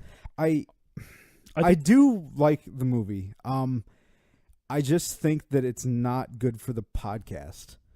It's very, very weird and bizarre a lot of times. There are a couple interesting characters, maybe just one, Jimmer Nagamani from Menominee or whatever. Mm-hmm. My Chevy shook his shit, right? But it's just very boring, and there's so little to talk about between the sections of the movie where something actually happens, and it's a very, very, very Michigan movie. Like it's Upper Michigan movie. UP movie. It's almost kind of like cinema for two. I don't know. It's very, very specific in a lot of its subject matter and the things that happen. But yeah, I had nothing to that part of it is that I had nothing to relate to that movie. I shamefully have been in Michigan since 1995, and I have never been north of Gaylord. All right. So, that's that's kind of part of the problem. That's part of the problem. Yeah, right? because So- that style of humor and the presentation of the character is very referential to a certain kind of lifestyle, which they try to communicate in the opening 15, 20 minutes, but isn't something that the viewer really resonates with unless they've experienced that firsthand. Right. And I think that's fair. The first 15 minutes of the movie, I didn't veto that movie until I got about an hour in. And at that point, okay. I was And you're like, hey, what do we have? and here? I was like, I don't, I That literally, movie does take a turn, like an oh hour yeah, in. oh yeah. yeah, but I literally had nothing to say for an hour because I couldn't relate to it. I had nothing there for it. Okay. And so it was a veto from that perspective, less than a veto of this is a boring movie. Because I think Ryan C. likes the movie. I don't necessarily see anything. It's not boring. It's not a boring movie if you can relate to the movie. Okay, yeah, okay. Qualify that, yep. If I can't relate to the movie and I live in Michigan, Yeah. It's going to be a tough one it's a really bring tough any viewers sell. in. Yeah. It's not like, hey, this is Gamer, which is a bad movie, but like everyone knows what the internet is. Right, right. you know, I'm not a unscrupulous bookseller, so I can't relate to the Ninth course. Gate. yeah. And interestingly, for kind of a behind-the-scenes consideration, that kind of put James and me in an awkward spot. We're like, oh, shit. This is our first veto, and Max really likes this movie. Yeah. Like, I don't feel good about doing this, but I don't think we can watch this movie. Yeah, and I think that's why. But from a So thanks for being our friend. yeah, from a process perspective, I think that gives people insight into our relationship as podcasters together. That we're not just podcasters together; we're friends together. And, Right. And this is something we do for fun. Right. And given that, this podcast is, it's not. I mean, this is going to sound harsh, but it's secondary to our friendship. Right. Right. Yeah, Our yeah. friendship is valued more than this podcast. Correct. Yeah. We absolutely, in every fiber of my being, and I think I could speak freely for the two of you, want to continue doing this podcast. It's something Correct. we absolutely Correct. enjoy. Correct. It's something that we like bringing to you guys, and it's something that brings us joy in our own lives. But we're not going to. That was why Ryan and I were so cautious about this, is that we didn't want to have an impact on the podcast and our friendship based off of this, and I think we handled it well. Oh yeah, for sure, And- for sure. and- I don't think I guess I think my tires were flat the next day. Though. no, and I don't mean to put pressure on I Max didn't do it. from that perspective, but like I think Max to speak to ask Max, like, what? I think you understood our trepidation of just saying, hey, we don't want to cancel this, because we tried to approach you with it of just trying to be not like, hey, we're doing this. I think it was like the morning we were going the to morning record we it. were recording, yeah, but That's partially because of our procrastination. yes, that's right, and that's less because of us trying to avoid it. Right. We're avoiding watching the movie, but not avoiding bringing that to you. Yeah. But we make fun of each other, but we really we all love each other. We respect each other on this podcast, and we're trying to make sure that we're having as much fun podcasting the movie as we are just hanging out. Yeah, right? yeah. That's completely agreeable. And Ryan, do you have anything to add to that? Oh no, that was James. So other movies that yeah, thank you. This is all your fault. So other movies that we've said no to. We really haven't run into a lot of rule of boring. I think because the three of us are 48 episodes into this, we've kind of gotten a feel for 48 movies, for what 48 movies that we've gotten into this. We got into a feel for what movies are good. Yeah, right. Yeah.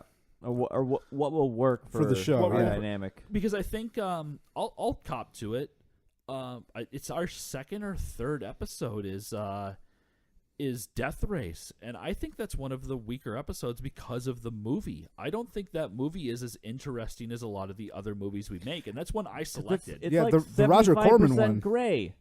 Yeah, Yeah, and Produced it. He didn't direct it. yeah, no, but I mean that's Well, I know this. that's Yeah. that's a movie that's a lot of style, but not a lot of substance. And as ridiculous as it is to say for a lot of these bad movies, a lot of these movies have a lot of substance, but they don't have a lot of style. And that's what makes them bad movies at times, is that we've kind of moved to that, where these movies have too much going on oftentimes, so there's too much substance, and you can kind of pick out and be like, oh, they should have edited They this didn't need out, this, or they didn't need need that, this, yeah. they should have done more with this, or whatever else, right? Assassin's Creed is a good example of that. I think it's a perfect example of that. Let's have a close-in shot on the wrist knife for about 45 seconds. And nothing else. Yeah, Bright's a good example of that. Freddy versus Jason's a good example of that. Spawn is. King Arthur is. That, we can go on and on about these things. But that's our only veto. Yeah. That's the only veto we've had. And that's not a veto for boring. That's a veto for content. Is what it is, for relatability. We've had some movies where we've said, hey, I'm going to watch this and I'll let you guys know, but it hasn't made it to an actual, hey, let's all watch this, and somebody vetoes it. Somebody will say, hey, I don't think this is a viable movie for us to watch. You brought it up. We have a guest who would like to do Valerian.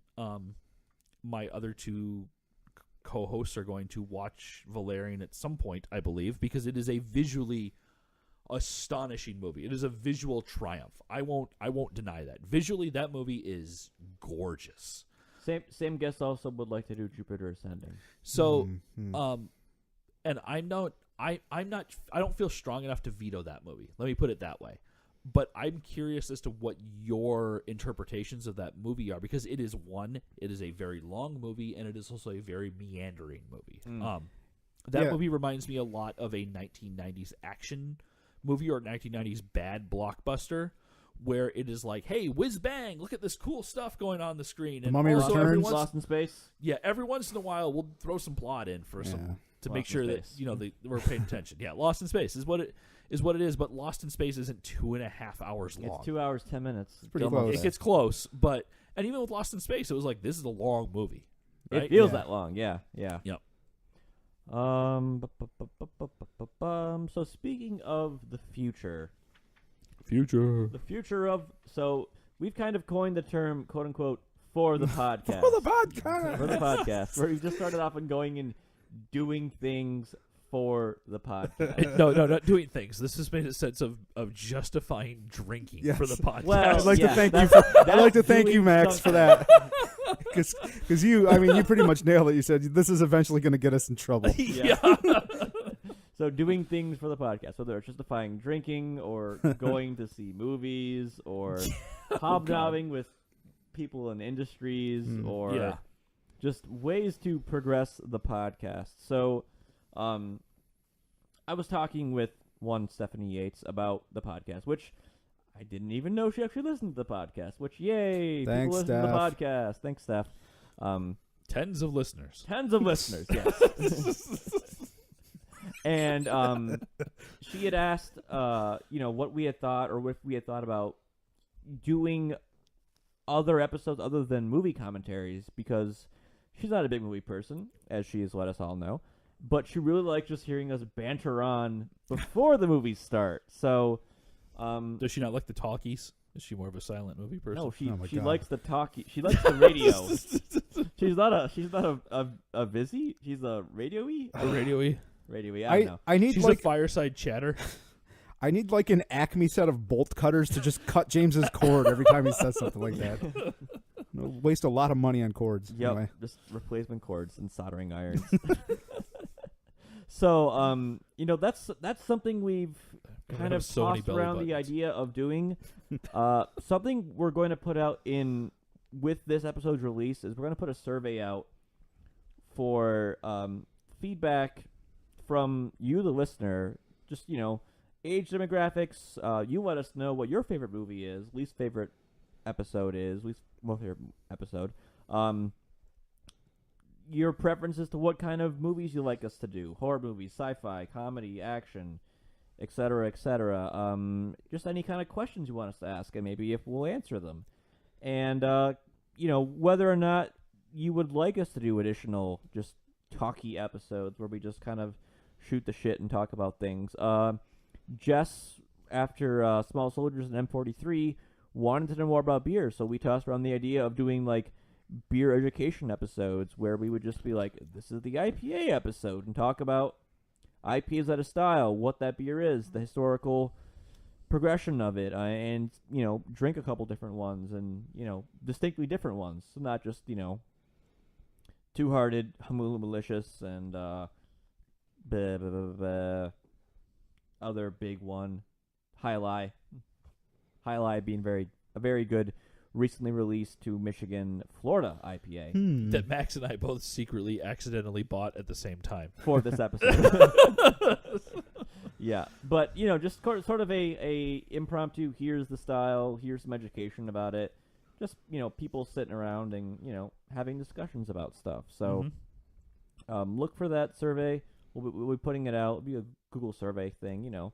We as always appreciate feedback. So, maybe we'll set up some kind of Patreon thing if there's enough interest in that. So that'd be cool. What do you guys see as sort of the future of this entire fiasco? Or what would you guys like to see happen with this? Two things for me really sound interesting. Anything that increases our engagement from listeners, because I would like to establish a good back and forth with anyone who's kind enough to listen to the show. I think Yes. that'd just be cool. Get your opinions. What do you think about pretty much everything Max just went over? Here, what do you think about the beers? What do you think about the movies? Just anything. Establish some rapport. I think that'd be a lot of fun.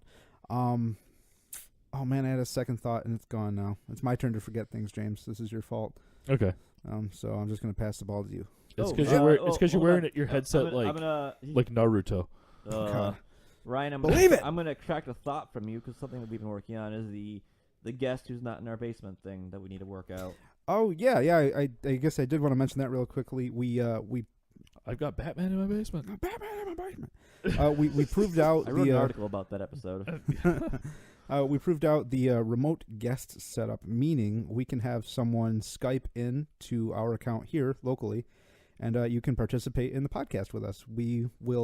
You'll be able to hear us, we'll be able to hear you, and it will all record simultaneously. We got to fine-tune a couple of things, like keeping some of the ground loop noise out of the system and some other stuff with the levels, but it does work, so hopefully we'll be able to pull that off a few times before our next cleaning out the fridge. Yes, so look forward to that from people who aren't in the Southeast Michigan area. Woohoo! Yes. Hooray! James. Okay, so two things that I see that we've talked about. One, which is doing, and I think this is a good Patreon content, actually, is to do TV shows, which are smaller episodes that are more bite-sized. So 22 minutes, basically. I'd imagine those will turn into more about half hour. 22 Yeah. minutes of the Weather Channel. Yes. Just because I think that there's a lot of fun TV shows out there that we could do. There's famous episodes we can poke at. There's interesting events in TV shows that we can take a look at, and those are probably from TV shows that are critically acclaimed. Those are TV shows that are critically panned. It just opens up a lot of new venues for us, right? I mean, I think there's a really interesting discussion to be had between the format of the silver screen and the television screen,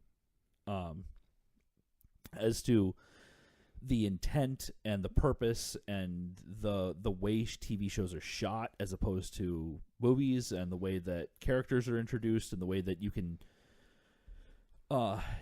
character development over a TV show is so entirely different than character development over a movie. Even if it's a trilogy of movies, character development over the course of 6, 7, 8 seasons of shows can create something so much more in-depth and magnificent than you can on a movie. And a movie accomplishing that same amount is monumental feat. Is a monumental feat. Before the podcast, we were joking about Parks and Rec, which is a show that does so much character development for a comedy show that it should be proud to do that. Any drama that created that much amount of character development, one of the best shows on TV, would be proud enough to do it. So, I think we can. There's some stuff we can delve into there. And I think that's an interesting new frontier for us as podcasters.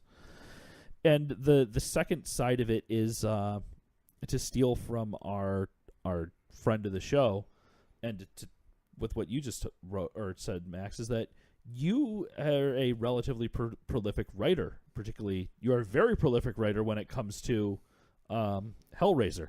Oh well, yeah. I mean, it has been a couple years since I've. But you did it quite.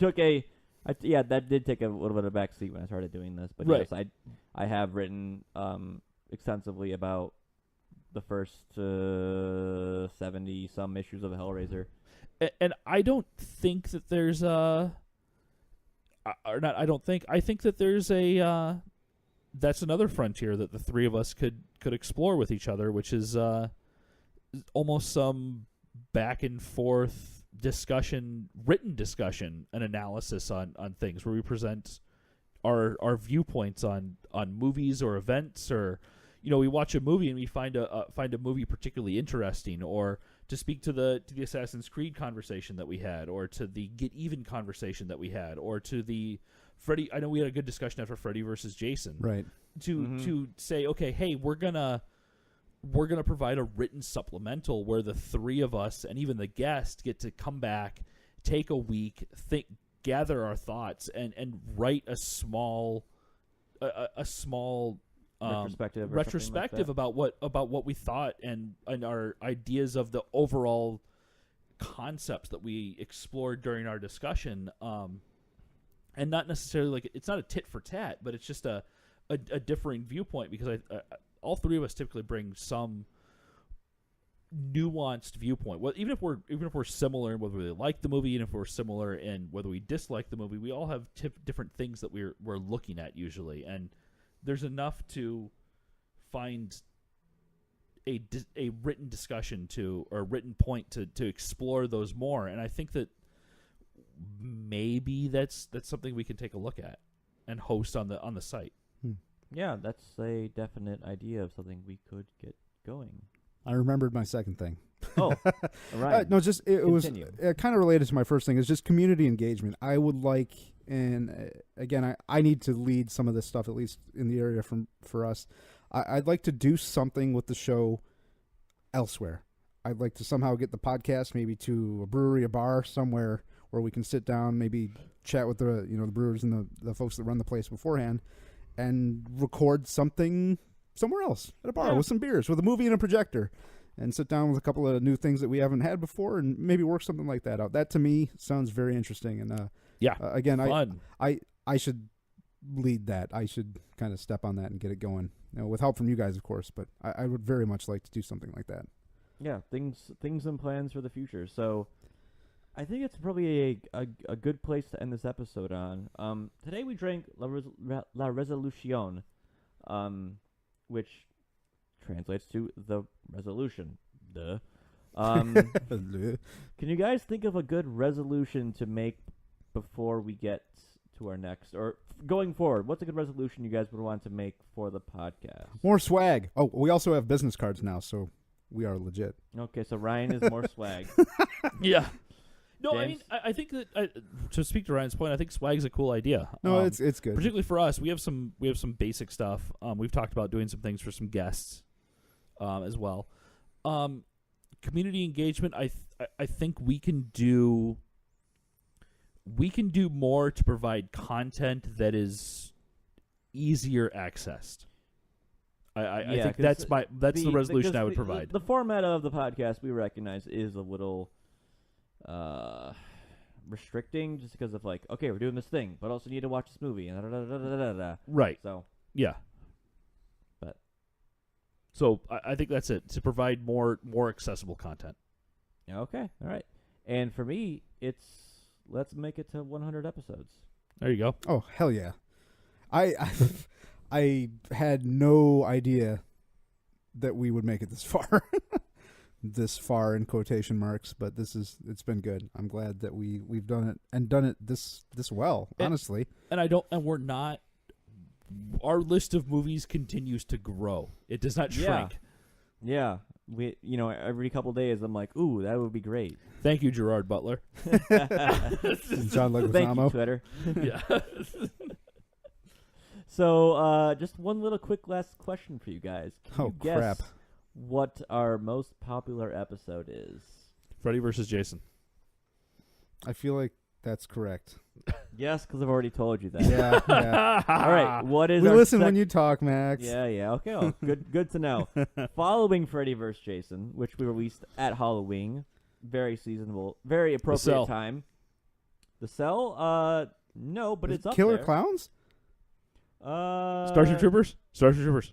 Starship Troopers is number 2. Yes! Yes, because it's the best. You said at Halloween, though. Followed by Cleaning Out the Fridge 1. Really? Yeah. That's interesting to me. So I guess that speaks to Jess's point and Stephanie's point. Yeah. We should just talk more. Talk more. I'm sorry.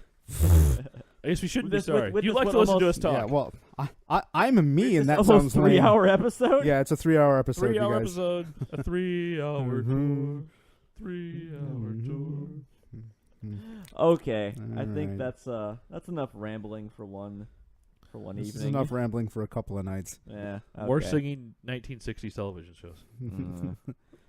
Green Acres is the place to be.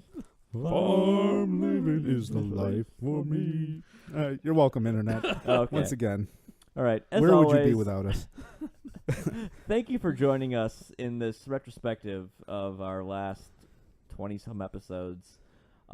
Please follow us on iTunes or Google Play or wherever you get your podcast from. Mm-hmm. Like and review us. That helps with the algorithms to help us reach more people and all that jazz.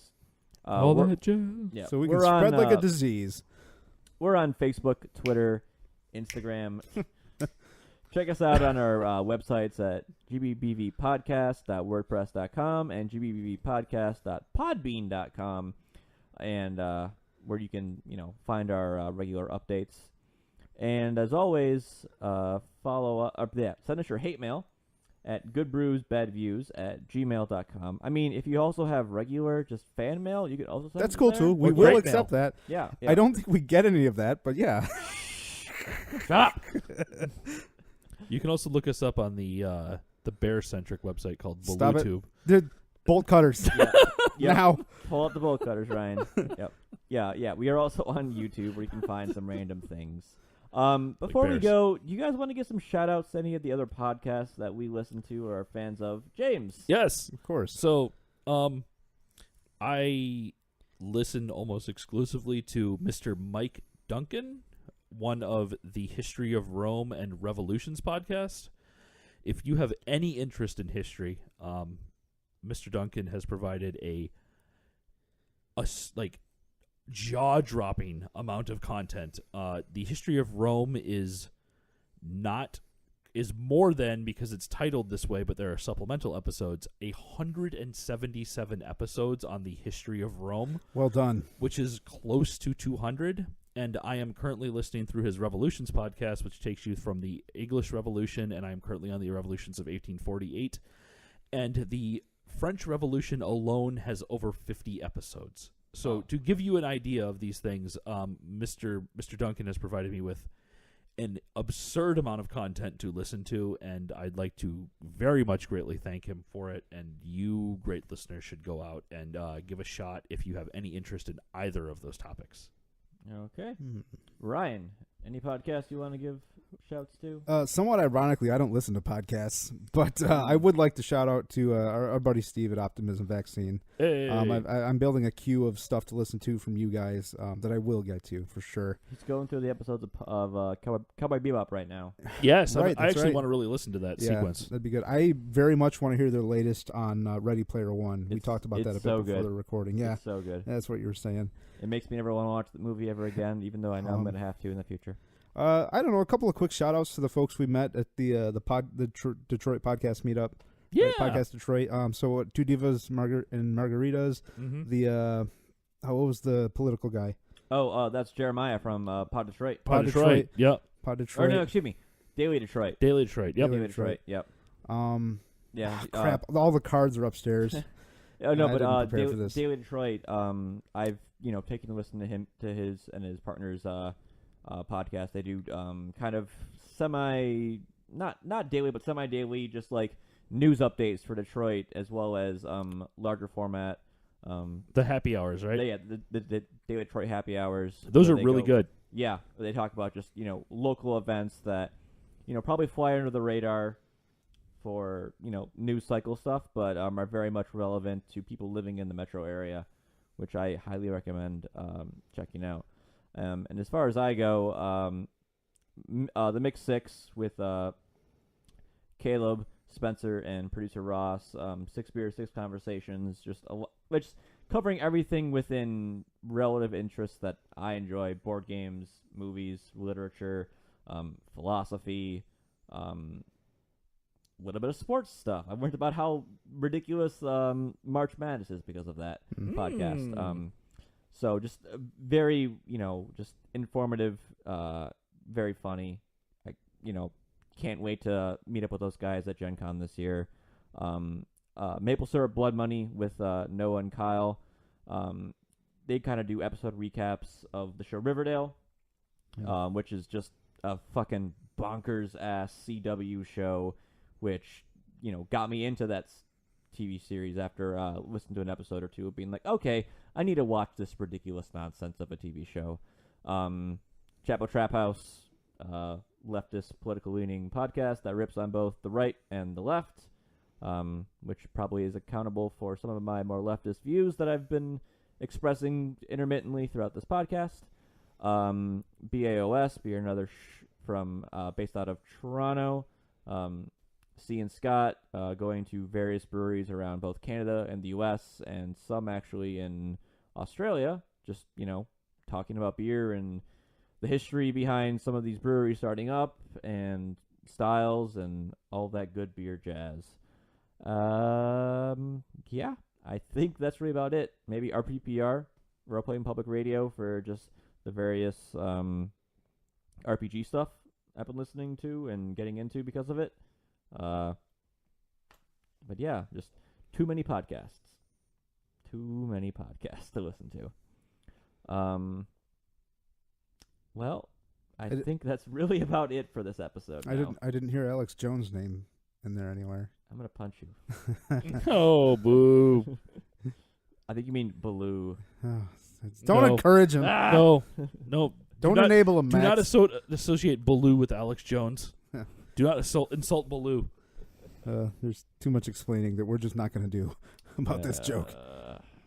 Yeah. Okay. Shut it down. Yep, we're shutting it down. It's been 3 hours. Thank you all for listening. You have a nice time, nice night, and as always, please watch And drink. responsibly. Woo!